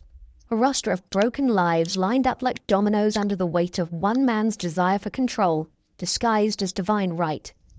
And what about Henry? He got what he wanted. A son, a legacy, an empire held together by force and fire. But even that slipped through his fingers. Edward died at 15. Mary ruled briefly, a reign defined by executions and unrest. Only Elizabeth succeeded. Only she made something enduring, and she did it without him, which might be the most poetic revenge of all. Let's rewind a little, just far enough to remember that this nightmare didn't begin with 6 wives and a rotten leg. It started with a boy king who wasn't supposed to be king. Henry VIII wasn't born heir to the throne. That was Arthur, his older brother, the golden boy, the original prince. Arthur was smart, well-groomed for rule, and politically primed to link England with the mighty Spanish crown through his marriage to Catherine of Aragon. It was all going perfectly, until Arthur died. And suddenly, the entire kingdom was stuck with the backup plan. Young, athletic second son Henry, the spare-turned-heir. It's worth remembering this because it tells you something important. Henry was never supposed to carry this weight, and maybe he never quite got over that. Maybe he spent his entire reign trying to prove he deserved the crown that was handed to him by a cough in a cold chamber. When he became king at 17, it all looked like a storybook. He was tall, charming, fit, educated.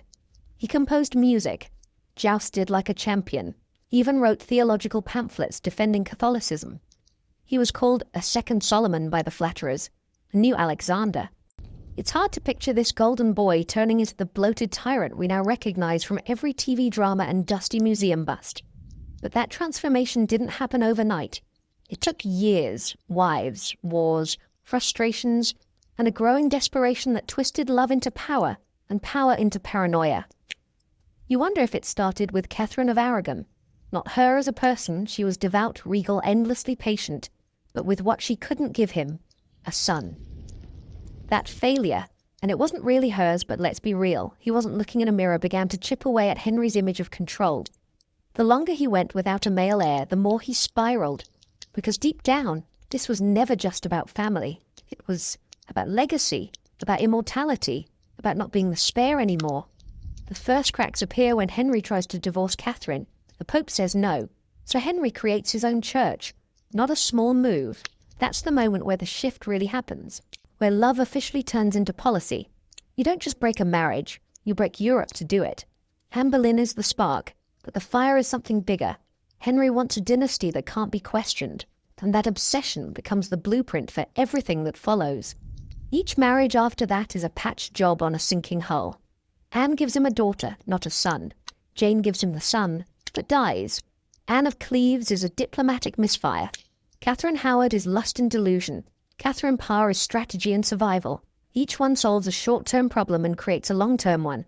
And each time, the court reshapes itself like soft clay around the king's newest whim. You start to see how deeply this shaped England. Not just politically, but culturally. The court became a theatre of fear. Love became law. Wives were no longer people. They were functions, roles, expected to produce heirs, obey, and disappear gracefully, preferably without requiring a scaffold. The moment a queen became too popular, too clever, too old, too independent, too loud, she was marked. The king didn't want a partner.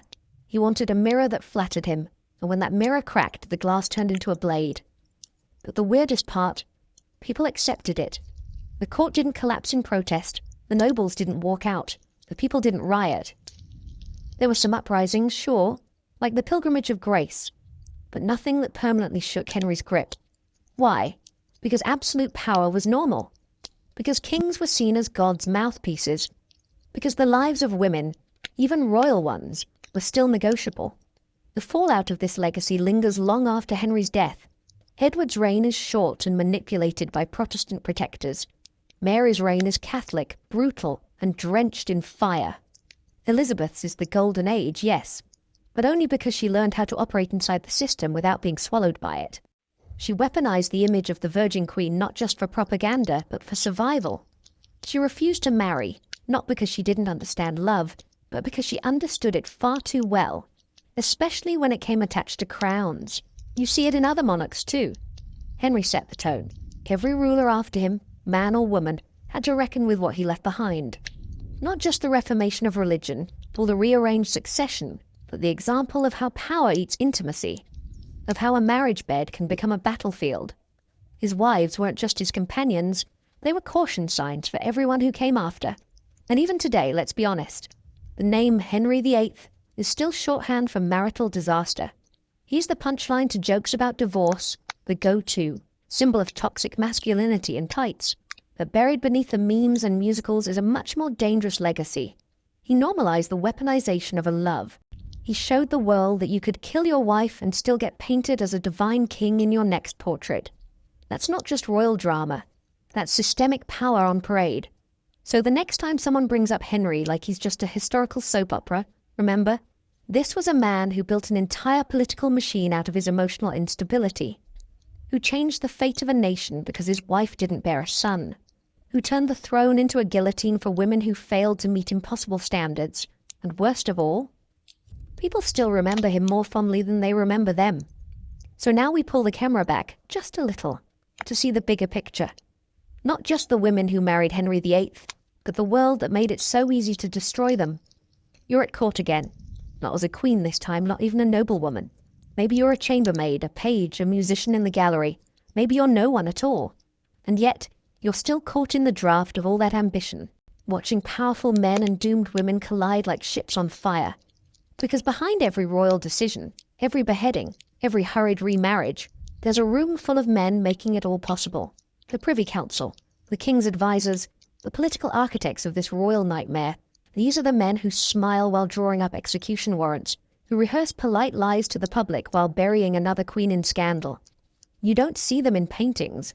They aren't carved into church walls, but they're always there, hovering behind the king like a wall of shadows, murmuring strategies, threats, and escape routes. Take Thomas Cromwell, for example, a man so clever he could sell water to a drowning man, and so ruthless he'd charge him for the privilege. Cromwell was the puppet master behind Anne Boleyn's downfall, orchestrating the trial with all the subtlety of a bear trap.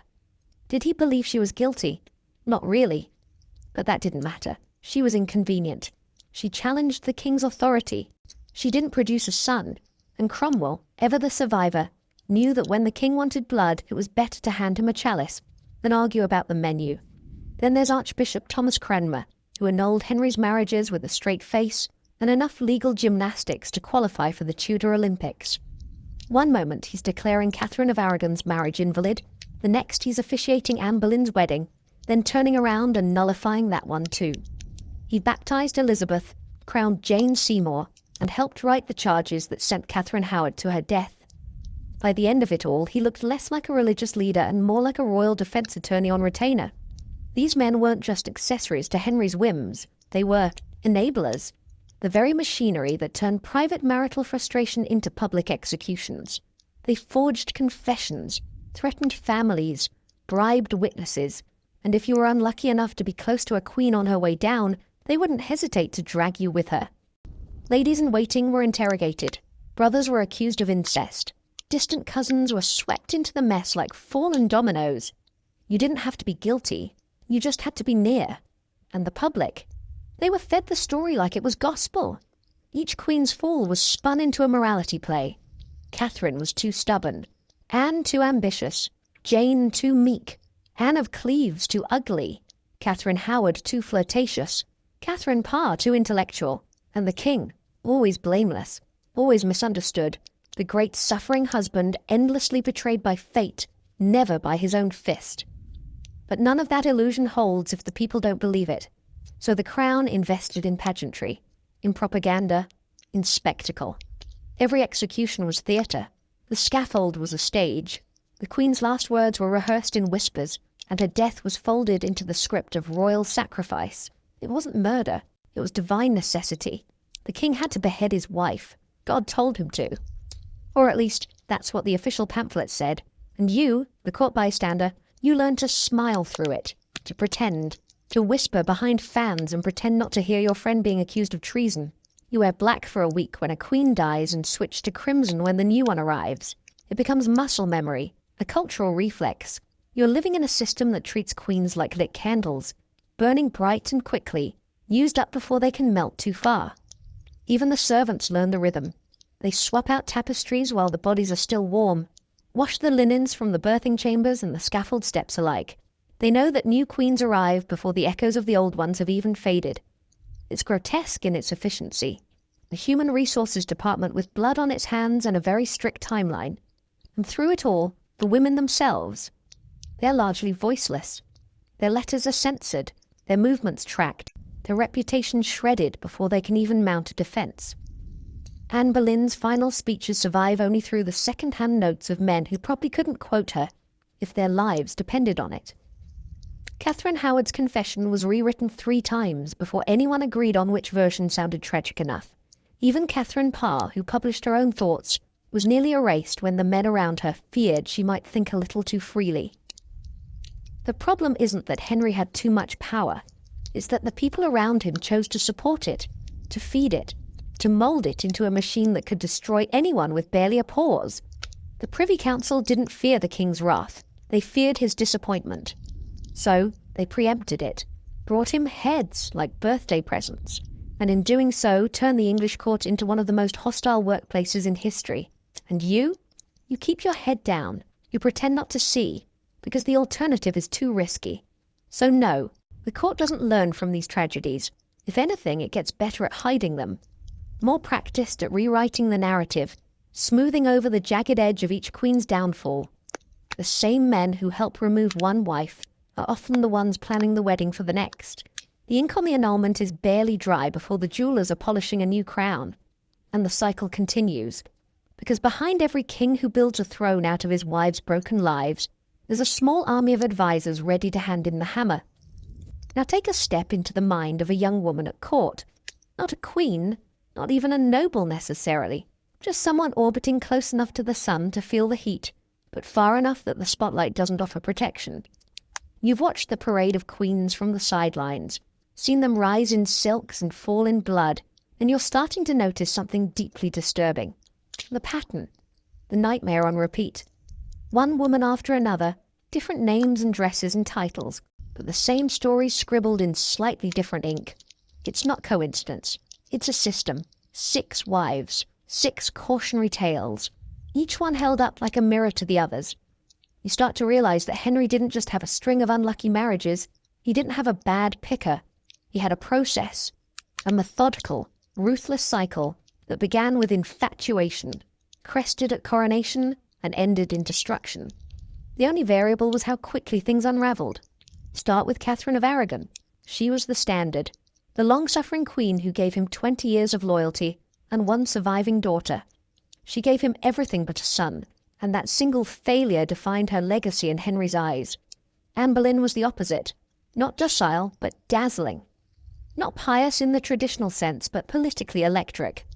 She got the crown, but she had to burn the kingdom to get it. Her crime wasn't heresy or adultery. It was reminding Henry that women could be powerful and still deny him control. Then came Jane Seymour. She played her hand perfectly, submissive, sweet, and conveniently dead before things could sour. Her martyrdom gave her the honor of being buried beside him. It's almost funny. She survived the game by not surviving at all. Her silence was immortalized as virtue. Anne of Cleves escaped, not by charming Henry, but by knowing when to cut her losses. She saw the writing on the wall and stepped aside before it became her tombstone, and that made her the rarest of them all, the ex-wife who lived. Catherine Howard's tragedy was speed. She was too young, too impulsive, and completely unprepared for the court's merciless spotlight. She walked into the lion's mouth, thinking it was a ballroom. And Catherine Parr, she was the academic, the caregiver, the one who nearly died for reading the Bible in English.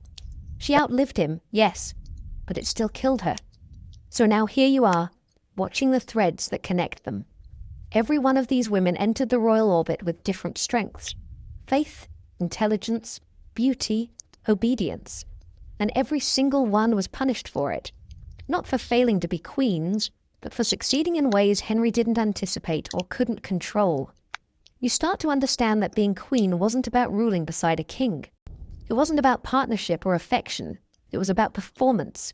You had to be just enough, smart, but not smarter than him, loyal, but not political, beautiful, but not flirtatious, fertile, but not assertive.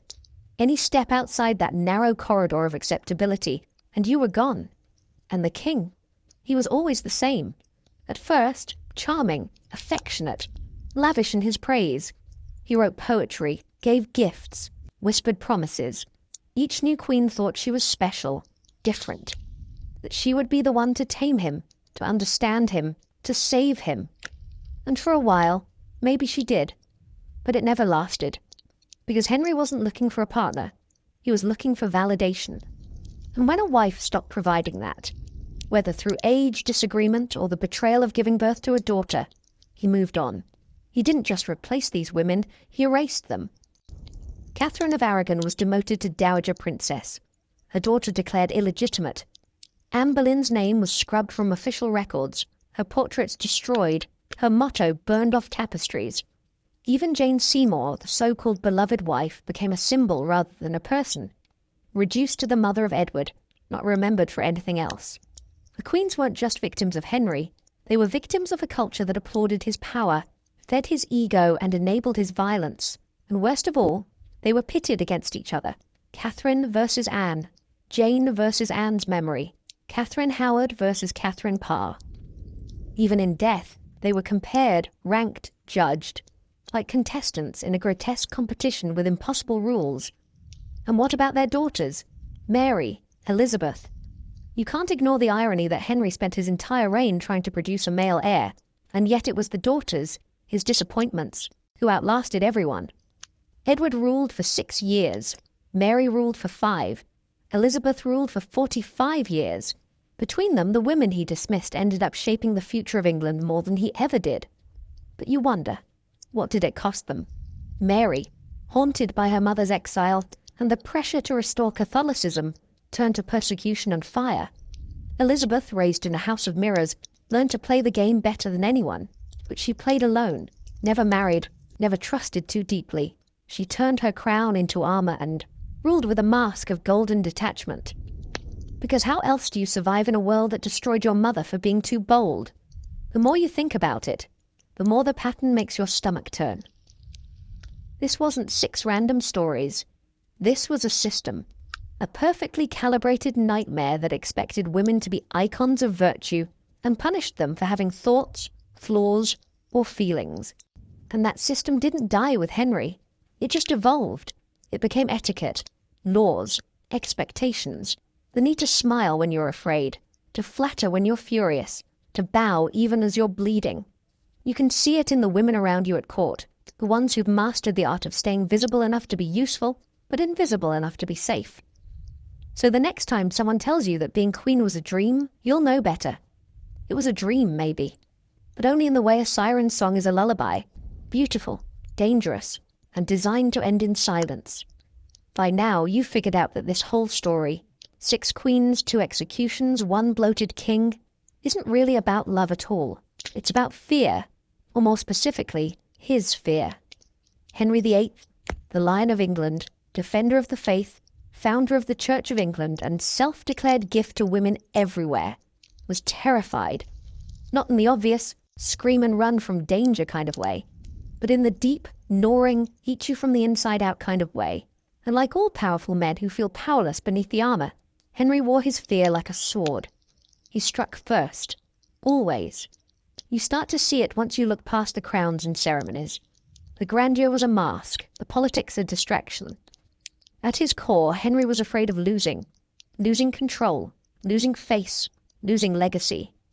It started with Arthur, his brother, who died young and left Henry with a title he wasn't raised for. From the moment he took the throne, The shadow of inadequacy followed him like a bloodhound. That fear grew louder when Catherine of Aragon couldn't give him a son.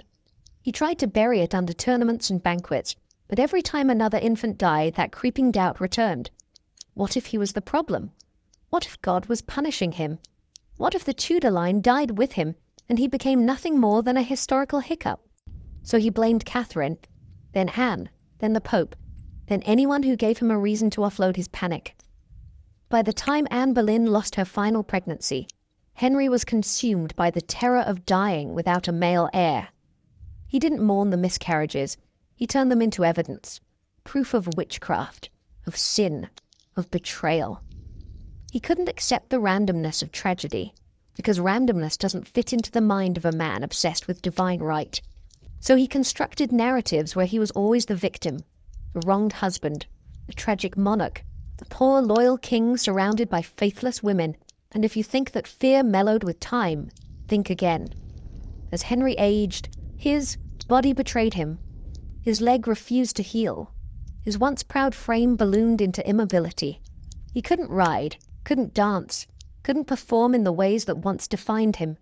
He couldn't even walk without help. That kind of decline would shake any man. But for Henry, who'd built his identity on masculine vitality, it was unbearable. So his fear got sharper, meaner. Catherine Howard bore the brunt of it. Young, vibrant, desired by others, everything he no longer was. Her flirtations weren't just scandalous to Henry, they were existential threats. If she laughed with a courtier, it meant he wasn't enough. If she wrote a note, it meant she was mocking him. He couldn't handle the idea that someone might love someone else more than him, so he punished her. Publicly. Brutally. It wasn't just a beheading, it was a warning. Don't you dare remind me I'm mortal. Even Catherine Parr, the calm, diplomatic sixth wife, triggered his insecurity. Her theological interests made her dangerous, not because she was trying to reform England in her own image, but because she read books and asked questions. And Henry, who once wrote essays defending the Catholic Church, couldn't stomach being intellectually outpaced. So, as always, he prepared to strike, arrest her for heresy, silence her, until she said exactly what he needed to hear. "I'm only trying to distract you from your pain, my king." The flattery worked. He backed down. But that close call tells you everything about where Henry's head was in his final years. Paranoid, defensive, one polite disagreement away from snapping.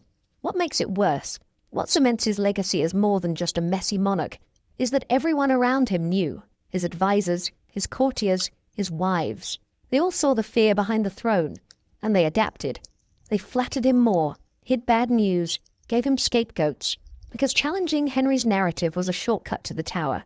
Even ambassadors from other countries tiptoed around his ego. They sent portraits that flattered him, letters dripping in titles, gifts that reinforced his self-image. Everyone participated in the charade, because the truth, that Henry VIII was terrified of being forgotten, was too dangerous to say out loud. And in the end, his fear wasn't entirely misplaced. His beloved son Edward died young. His church, the Church of England, split into factions that he wouldn't even recognize. The Tudor dynasty ended with Elizabeth, childless and famously unmarried. The very legacy he tore his country apart to preserve died with her. He broke 6 women, killed 2, and rewrote the religious map of Europe, all to avoid being forgotten. And yet, the future he feared came anyway. But ironically, it's that very fear, the bloody theatrical spiraling panic, that made him unforgettable. Historians still debate him. Artists still paint him. Dramatists still bring him back to life again and again, in stage plays and novels, and Netflix dramas with bad accents. We remember him not because he was wise or benevolent or revolutionary. We remember him because he was afraid, and because that fear turned him into something monstrous. You start to realize that this pattern isn't exclusive to Henry. You've seen it elsewhere. Men who can't handle losing power, who wrap themselves in ego and call it destiny, who silence women not because they're wrong, but because they're right. It's not just history, it's human nature, dressed in velvet robes and crowned with gold. And the wives? They were never the problem, they were the collateral. So yes, Henry VIII left his mark, but it wasn't the mark he intended. He wanted eternal glory. Instead, he became the cautionary tale, the man who built an empire out of fear and called it love. It always came back to the womb, that small, silent chamber inside every queen, filled with expectation, dread, and more political weight than the Tower of London itself. For Henry VIII, it wasn't just about having a wife. It was about having a factory, a perfectly tuned, obedient, royal-grade vessel for male heirs. Fertility wasn't private in this world. It was the heartbeat of the entire monarchy. And if you were a woman anywhere near the Tudor throne, your body stopped belonging to you the moment you stepped onto the palace floor. You weren't expected to have ideas. You were expected to have sons, plural. Ideally in quick succession, with enough surviving to prevent a civil war the second the king dropped dead. It was understood, even whispered with pride, that a queen's worth could be measured in healthy infant boys. Nothing else mattered. Not beauty, not intelligence, not loyalty. The second your body failed at that singular task, you weren't just a disappointment. You were dangerous. It didn't matter how strong you were. Catherine of Aragon withstood exile, betrayal, and heartbreak, but the failure to give Henry a living son made her disposable. Anne Boleyn had a daughter, Elizabeth no less, but the lack of a son was interpreted as a divine judgment. A final miscarriage sealed her fate. Jane Seymour bore the elusive boy, Edward, and was instantly canonized in Henry's mind, even though she died 2 weeks later, and the rest? Forgotten, annulled, or worse. The pressure wasn't subtle, it wasn't romantic, it was scientific in its cruelty. The moment a queen became pregnant, the entire court pivoted to that singular fact. Her meals were controlled, her movements monitored. Servants were assigned not for her comfort but for surveillance, and the entire kingdom waited with bated breath, not for her health, but for the midwife's cry of, "It's a boy!" You can feel it in the way people talk to her. Every conversation loops back to children. "How are you feeling, Your Grace?" Translation. "Do you feel male movement in your belly?" "Your glowing Majesty." Translation. "Don't you dare miscarry." Even the clothes queens wore changed. Maternity gowns were cut to emphasize modesty, but they were still stiff with embroidery depicting fertility symbols, pomegranates, vines, the Virgin Mary holding the Christ child like a loaded weapon of pressure. And when a baby didn't survive, when the belly went soft too soon or the blood came too late, it was always her fault. Always. Never Henry's. Never the endless stress. Never the limited understanding of reproductive health. Just her body, her failure. And sometimes that failure came with punishment. Historians still argue about Anne Boleyn's final pregnancy. Some claim she was carrying a boy, lost in a miscarriage triggered by stress after Henry's flirtation with Jane Seymour became public. Others think it was a stillbirth, or worse, that she was never pregnant at all and fabricated symptoms to buy herself time. But regardless of the truth, the result was the same. No son, no security, just silence. And soon after, the executioner's sword. It's chilling how medical ignorance only amplified the fear. Miscarriages weren't understood. Neither were hormonal conditions, infections, or genetic complications. Everything was interpreted as a sign, a curse, proof of sin. It wasn't just heartbreaking, it was political evidence. If a queen lost a baby, it was considered a statement from God himself. And if God wasn't blessing the marriage, then clearly the marriage needed to end. The irony, of course, is that Henry was the common denominator.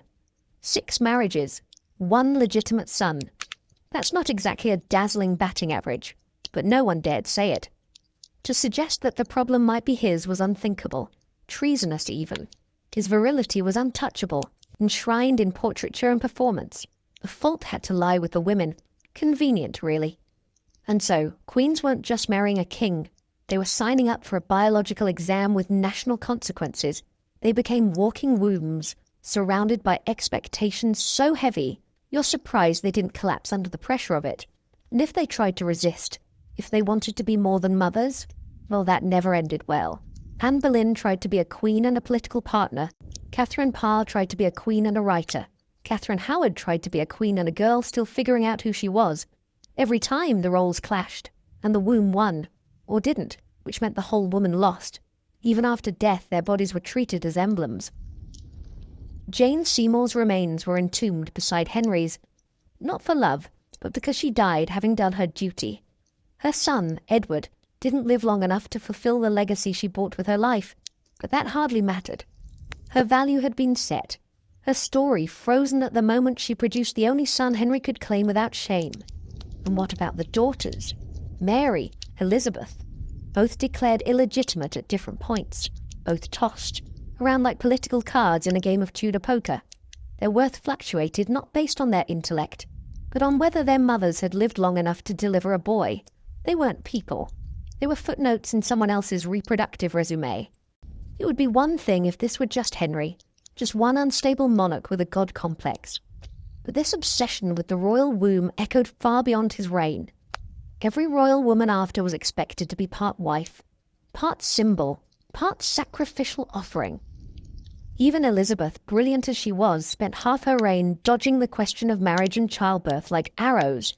She knew exactly what it meant.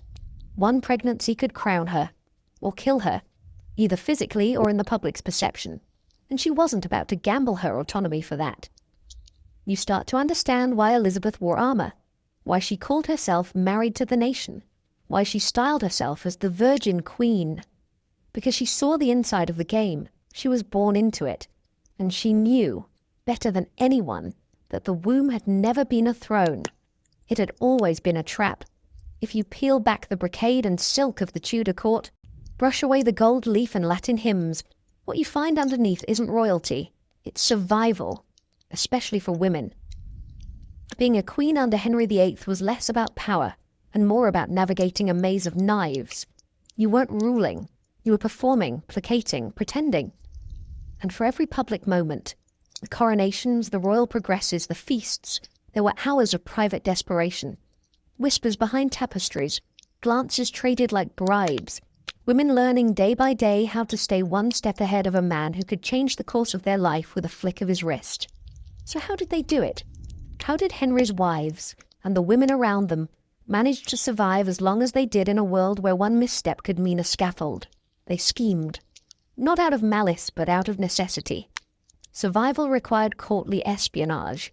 Alliances with ladies-in-waiting, careful conversations with ambassadors, coded letters slipped through servants' hands. The palace may have been gilded, but it was basically a war zone, and the women weren't bystanders. They were tacticians.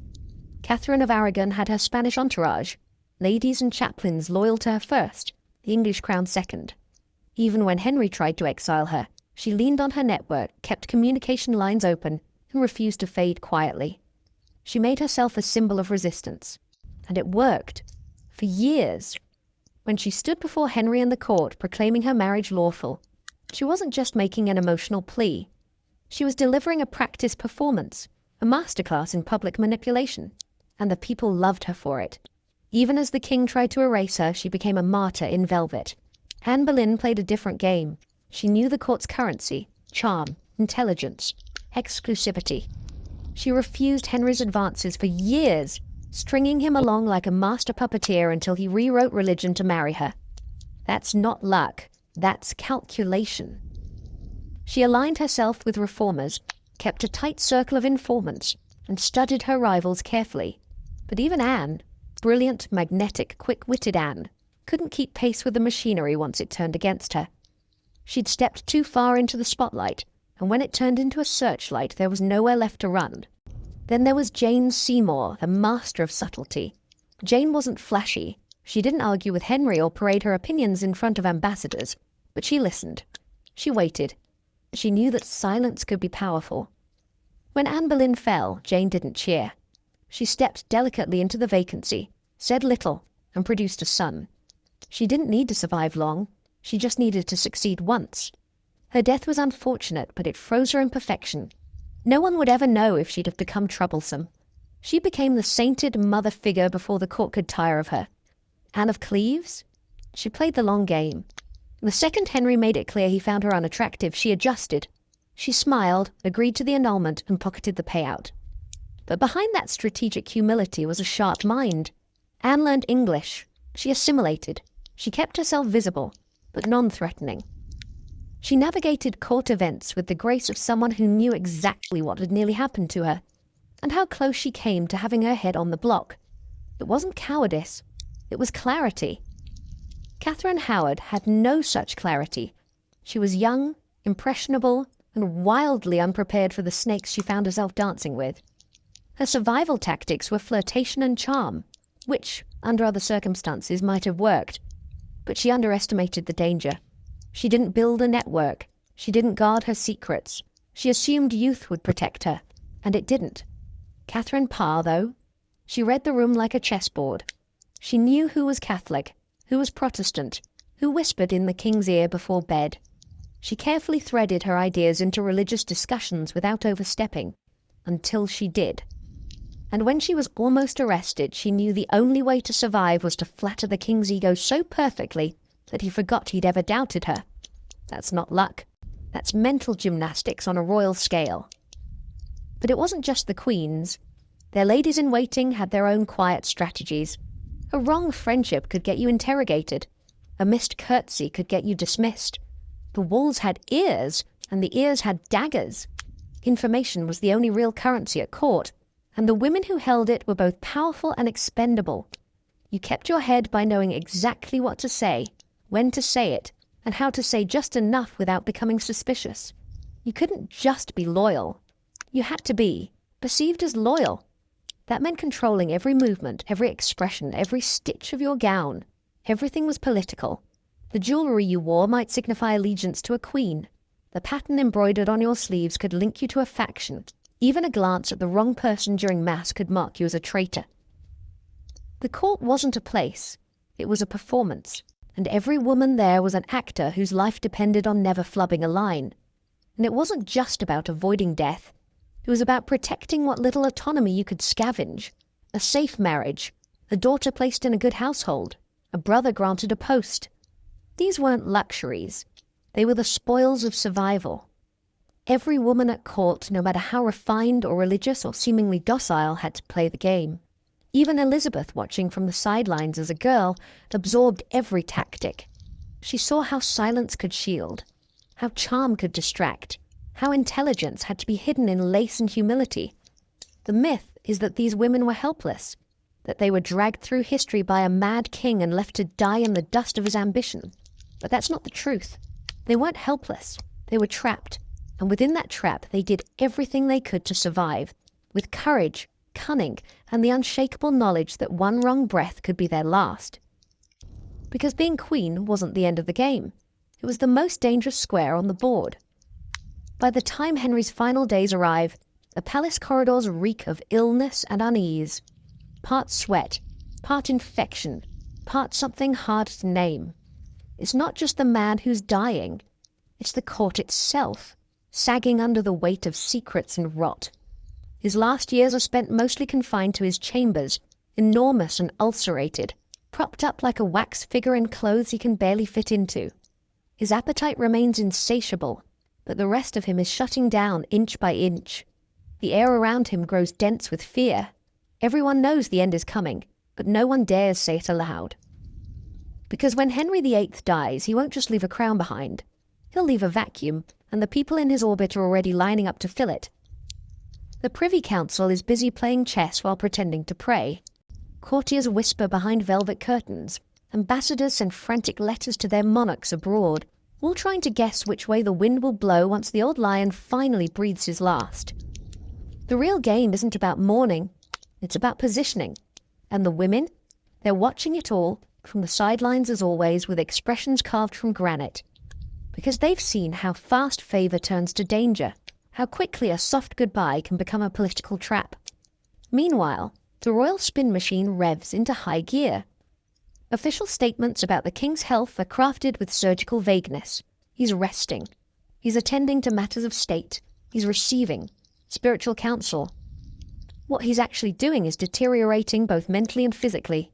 He spends long hours groaning in bed, unable to walk, lashing out at servants, and demanding constant attention. His ulcers stink. His moods turn on a pin.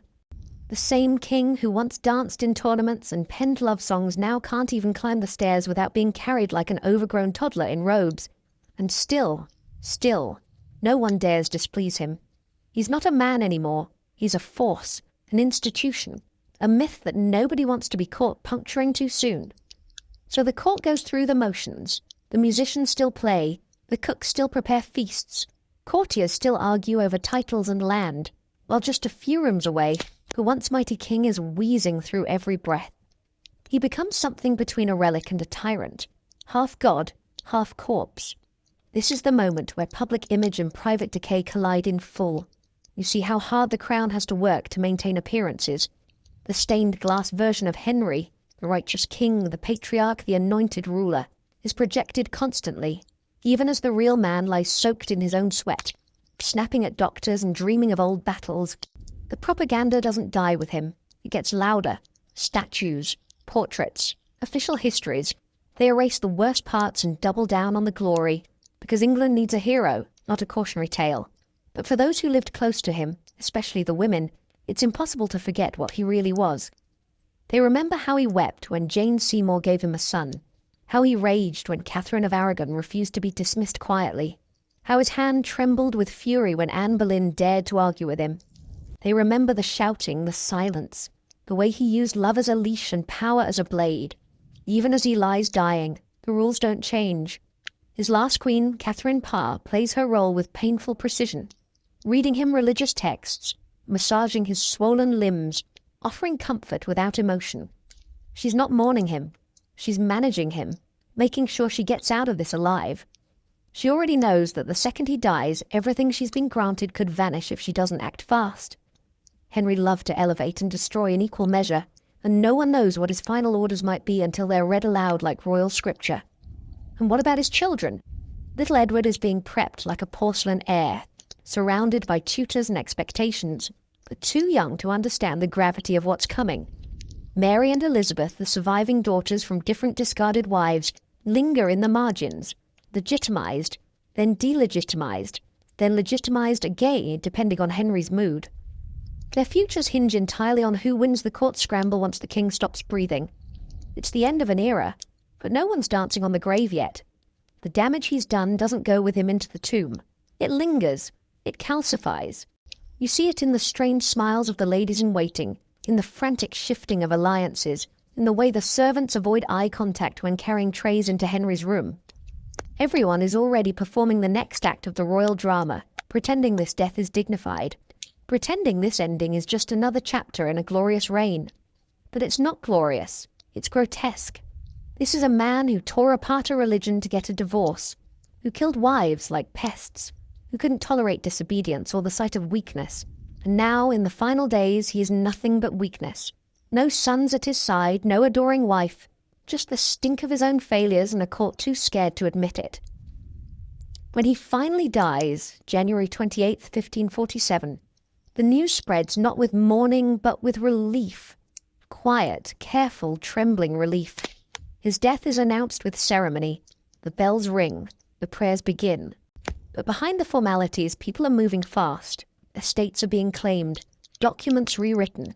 Wills produced like weapons.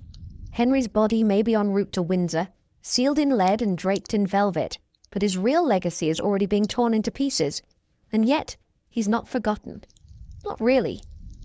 Because the culture he cultivated, of fear, obedience, and silence, doesn't vanish when the coffin lid closes. It lingers. It seeps into every throne room that comes after, every debate about female rulers, every whispered question about whether a woman can be powerful without being punished. Henry may be gone, but the machinery he built, that keeps grinding. And if you were one of his wives, or one of the women unlucky enough to watch from the sidelines, you don't need a funeral procession to remember him. You've got scars. Even after the king is buried, deep beneath the floor of St. George's Chapel at Windsor, beside the wife who died before she could disappoint him, the work of his reign doesn't stop. It reverberates, echoes through chambers he'll never walk again.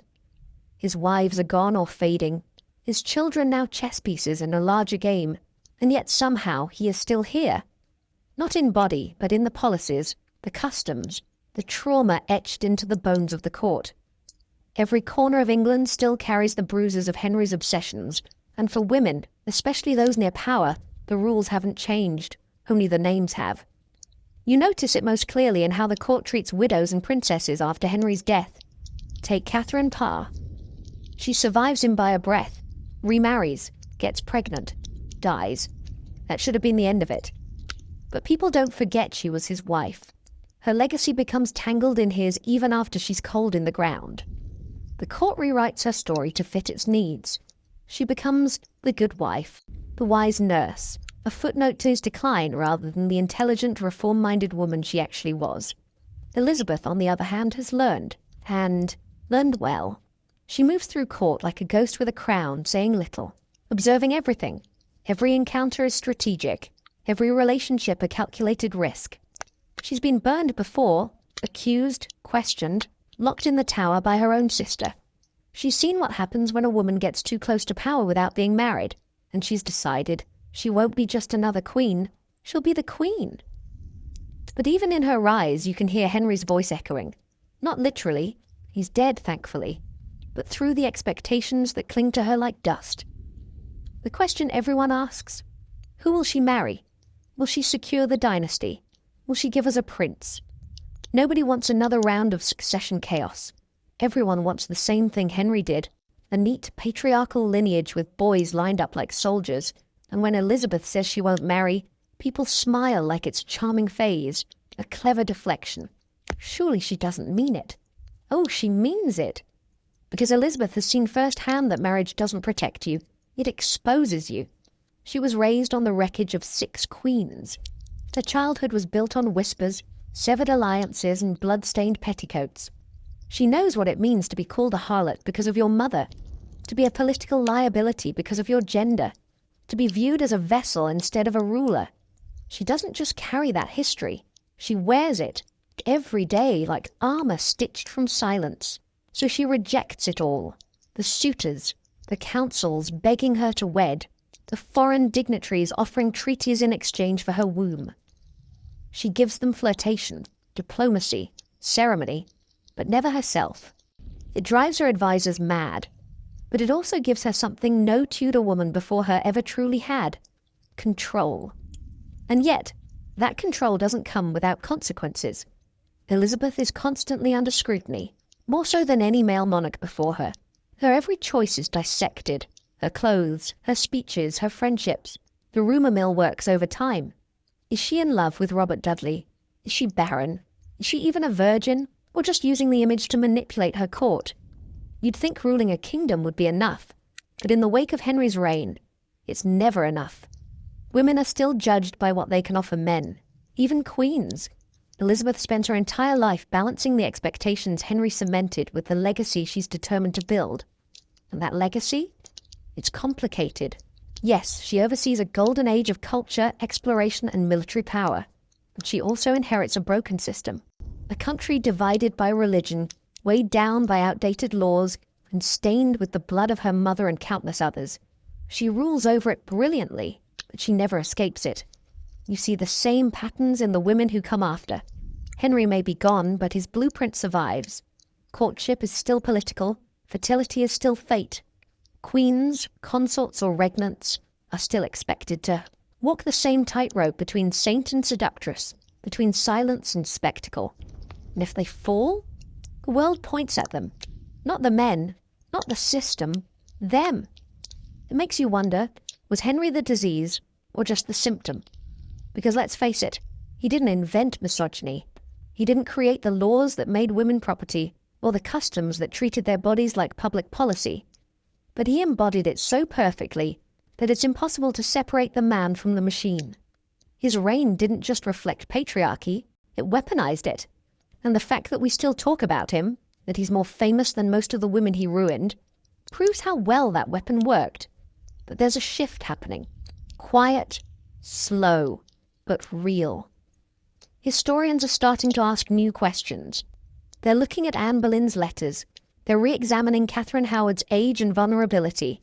They're translating Catherine Parr's writings not as devotional fluff, but as feminist groundwork. People are beginning to see that the queens weren't just passive victims. They were players, survivors, in some cases revolutionaries. Their stories deserve more than the rhyme. Divorced, beheaded, died, divorced, beheaded, survived. They deserve full voices, not just tragic endings. Because the nightmare wasn't that they married a monster. It's that the world kept pretending he wasn't one. You're standing in the museum now, centuries later. Fluorescent lights instead of candlelight. security guards instead of palace guards. The past behind glass, curated and sanitized, each artifact labeled with a little white card in clean, sterile font. A portrait of Henry VIII looms large, literally fleshy face, small eyes, thick neck cradled in fur. He looks smug, bloated with self-satisfaction. Tourists snap photos. A school group gathers as a guide explains this is King Henry VIII. He had 6 wives. And someone in the back laughs. It's always a joke. 6 wives. Can you believe it? But you can't laugh, because now you know what it cost. You stare at the painting and you realize we made him into a meme, a punchline, a musical number with snapping fingers and brightly colored dresses, divorced, beheaded, died, again and again, like it's a game. A man destroys 6 women, 2 of them executed, several discarded, 1 driven to her grave, and we call it iconic, historical, entertainment. But if it happened today, we'd call it abuse. This is the part that stings. History loves Henry. Not adores, necessarily, but loves to tell his story. He dominates the narrative. Volumes written about him. Documentaries narrated with dramatic baritones. His portrait is recognizable even to people who couldn't name half his wives. He's the monarch people remember. Why? Because he was loud. Because he changed things. Because he was scandalous enough to stick. The women, they get margins, paragraphs, cautionary footnotes. Anne Boleyn is remembered more for losing her head than reshaping a church. Catherine of Aragon is remembered for being divorced, not for being the first queen to openly challenge a king in public. Jane Seymour is remembered for dying cleanly. Catherine Howard is remembered as a flirt, not a traumatized teenager. Their legacies were reduced to how useful, or disposable, they were to Henry's story. You want to reach into the glass and rip the storyboards apart. Rearrange the names. Give them center stage. You want to ask the docents why Catherine Parr's theological writings are shelved behind Henry's religious pamphlets. Why Anne of Cleves' marriage is treated like a diplomatic hiccup instead of a strategic act of self-preservation. Why Catherine Howard's age is listed so matter-of-factly next to the term adulteress, as if being 16 absolves no one of her fate. There's something deeply unsettling about how we choose to remember him. We paint him as complicated, tragic, bold. We say he was a product of his time, that he was under pressure, that he had to do these things, for the dynasty, for stability. We invent layers of sympathy that were never extended to the women beneath him. When Henry fails, we excuse it as political burden. When his wives fail, we call it fatal. And yet, here in the museum, there are glimmers of something different. You find a tiny exhibit on Elizabeth, Henry's daughter, with an inscription that reads, "She inherited her mother's wit and her father's ruthlessness." The phrasing grates a little. It still defines her by both parents, but at least it names her mother. Anne Boleyn isn't invisible here. Neither is Catherine Parr, whose published book lies in a corner under soft light, the spine creased, a single quote highlighted. Knowledge is the food of the soul. It's not much, but it's something. A seed. And that's what this whole thing is, isn't it? A reckoning. A slow reclaiming of stories long buried under royal myth and male legacy. We're just beginning to unearth what it meant to be a queen in Henry's court. What it meant to navigate a world where your entire value was pinned to your ability to birth sons and keep your mouth shut. You think about what those women would say if they could speak now. Not through historians or documentaries, but directly. Would Catherine of Aragon smirk and say, "Told you so"? Would Anne Boleyn glare at the wax figure of Henry and say, "You call him charismatic"? Would Catherine Howard be furious that her story was ever reduced to scandal? Would Catherine Parr roll her eyes at the display case and mutter, "This is what I get for publishing theology"? Maybe they'd just be tired. Tired of being studied but not understood. Tired of being remembered through a man who never truly saw them as people. And yet, they are being remembered. Not just as Henry's wives, but as individuals. Scholars are revisiting Anne's influence on religious reform. They're rereading Catherine Parr's prayers through a feminist lens. They're finally treating Catherine Howard as a girl exploited in a system designed to fail her. The narrative is shifting, one detail at a time. It's not perfect. The memes still fly. The rhyme still repeats. But you can feel the weight starting to move. You can see the glint of recognition in modern audiences, especially women, who look at those 6 names and think, I've been underestimated too. I've had to smile through danger. I've been asked to make myself small so someone else could feel big. So maybe there's justice in that. Not in execution or exile, but in reclamation. Wives are getting their names back, their voices, their stories. They're not just Henry's anymore, and neither is history. Now close your eyes for a moment. Not all the way. Just enough to blur the museum lighting, to let the portrait soften around the edges. You're not in the present anymore. You're somewhere else. Somewhere dimly lit, candle-scented, heavy with the murmur of silk and ambition. Maybe it's Whitehall. Maybe Greenwich. Maybe some corridor with worn stone and too many secrets packed between the cracks. You can almost hear footsteps, the clink of goblets, the rustle of gowns that could double as armor. You've stepped back into Henry's world. But this time, you know what to look for. You see a woman now, alone in her chamber. Not one in particular. She could be any of them. Catherine, Anne, Jane. She's sitting at a writing desk, quill in hand, staring down at a piece of parchment she knows may never be read.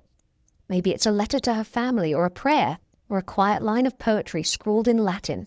Something just for herself. Because despite the gowns and jewels, the royal feasts and trumpets, this is what her life has come down to. Survival through silence. Expression through code. Identity held together by ink and will. You've heard her story a dozen ways by now. The obedient wife, the seductress, the peacemaker, the schemer, the whore, the martyr, the survivor. She's been cast and recast through history's theatre, played by every actress with a corset and a crown. But here, in this quiet moment, she's just a woman trying to hold on to who she is while everything around her insists she's someone else. And the world hasn't changed nearly as much as we like to think. Women still get rewritten, still get framed through the lens of the powerful men around them, still get blamed for the things they couldn't control, and punished for the things they could. History might have better lighting now, but the old shadows remain. They stretch, they linger, especially when no one bothers to name them. You open your eyes, and you're back in your world again. The exhibit ends. The audio guide finishes with something vaguely celebratory. The school group has moved on to the gift shop buying magnets with Henry's scowling face. But you're still, standing there in front of the timeline of wives staring at that familiar, infuriating rhyme etched in glossy vinyl on the wall. Divorced, beheaded, died, divorced, beheaded, survived. It's catchy, it's clever, it's clinically accurate, but it's also incomplete. It doesn't tell you that Catherine of Aragon led armies in her husband's absence, that Anne Boleyn's wit reshaped England's faith, that Jane Seymour died fulfilling the one task Henry couldn't let go, that Anne of Cleves outlived them all and outmaneuvered the court, that Catherine Howard never stood a chance, that Catherine Parr educated a future queen, survived a tyrant, and published under her own name when most women were still being taught not to speak.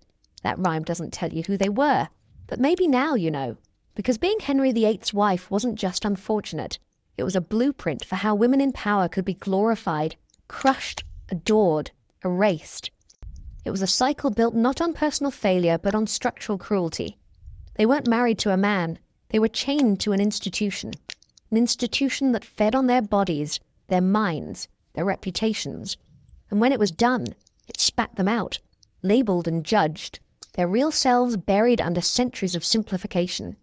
Still, they endured. In poems, in portraits, in the children who carried their names forward, even when those names were tainted, in the cracks of official histories, where their real voices slipped through like light under a locked door. They endured in silence, in rebellion, in laughter over goblets of wine when the king wasn't looking. And now, they endure in us, in every woman who has ever had to make herself small to stay safe, in every woman who has learned to walk the tightrope between likability and power, in every woman who has been told she's too much, or not enough, in every woman who has survived a system that was never built for her to win. So maybe in the end, Henry VIII wasn't just a monster. Maybe he was a mirror. And what we see in him, what we choose to laugh at, to excuse, to romanticize, says more about us than it ever did about him. Let's stop laughing. Let's start listening. Let's tell the whole story. So, here we are at the edge of it all. The lights have dimmed. The court is silent. The wives are gone. The king is long dead, tucked in his tomb next to the woman who, by pure chance and perfect timing, died before she could displease him. The story's finished, but the ache lingers, soft, persistent, like a bruise you keep pressing just to remember it's real. Because no matter how many centuries pass, no matter how many stage productions or costume dramas we wrap around the past, the truth remains. Being Henry VIII's wife was never a fairy tale. It was a warning. Tonight you didn't just walk through history. You stood in the shoes of women who were expected to carry an empire on their backs and be grateful for the opportunity. You watched them rise and fall and rise again in memory. And now that you've seen them clearly, not just as names in a rhyme, but as people, it's hard to forget. That's a good thing. Hold on to that discomfort. It means you're paying attention. So take a breath. Let it go. Just a little. You made it. You survived the court.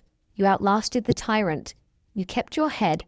And tomorrow, when someone casually jokes about Henry and his 6 wives, maybe you'll tilt your head and say, sure, but do you know what it cost them? And maybe, just maybe, that will be enough to crack open a new conversation. Now, sleep easy. The palace ghosts are quiet for now. The crown rests on its velvet pillow. You've seen what lies beneath it, and you've earned your rest.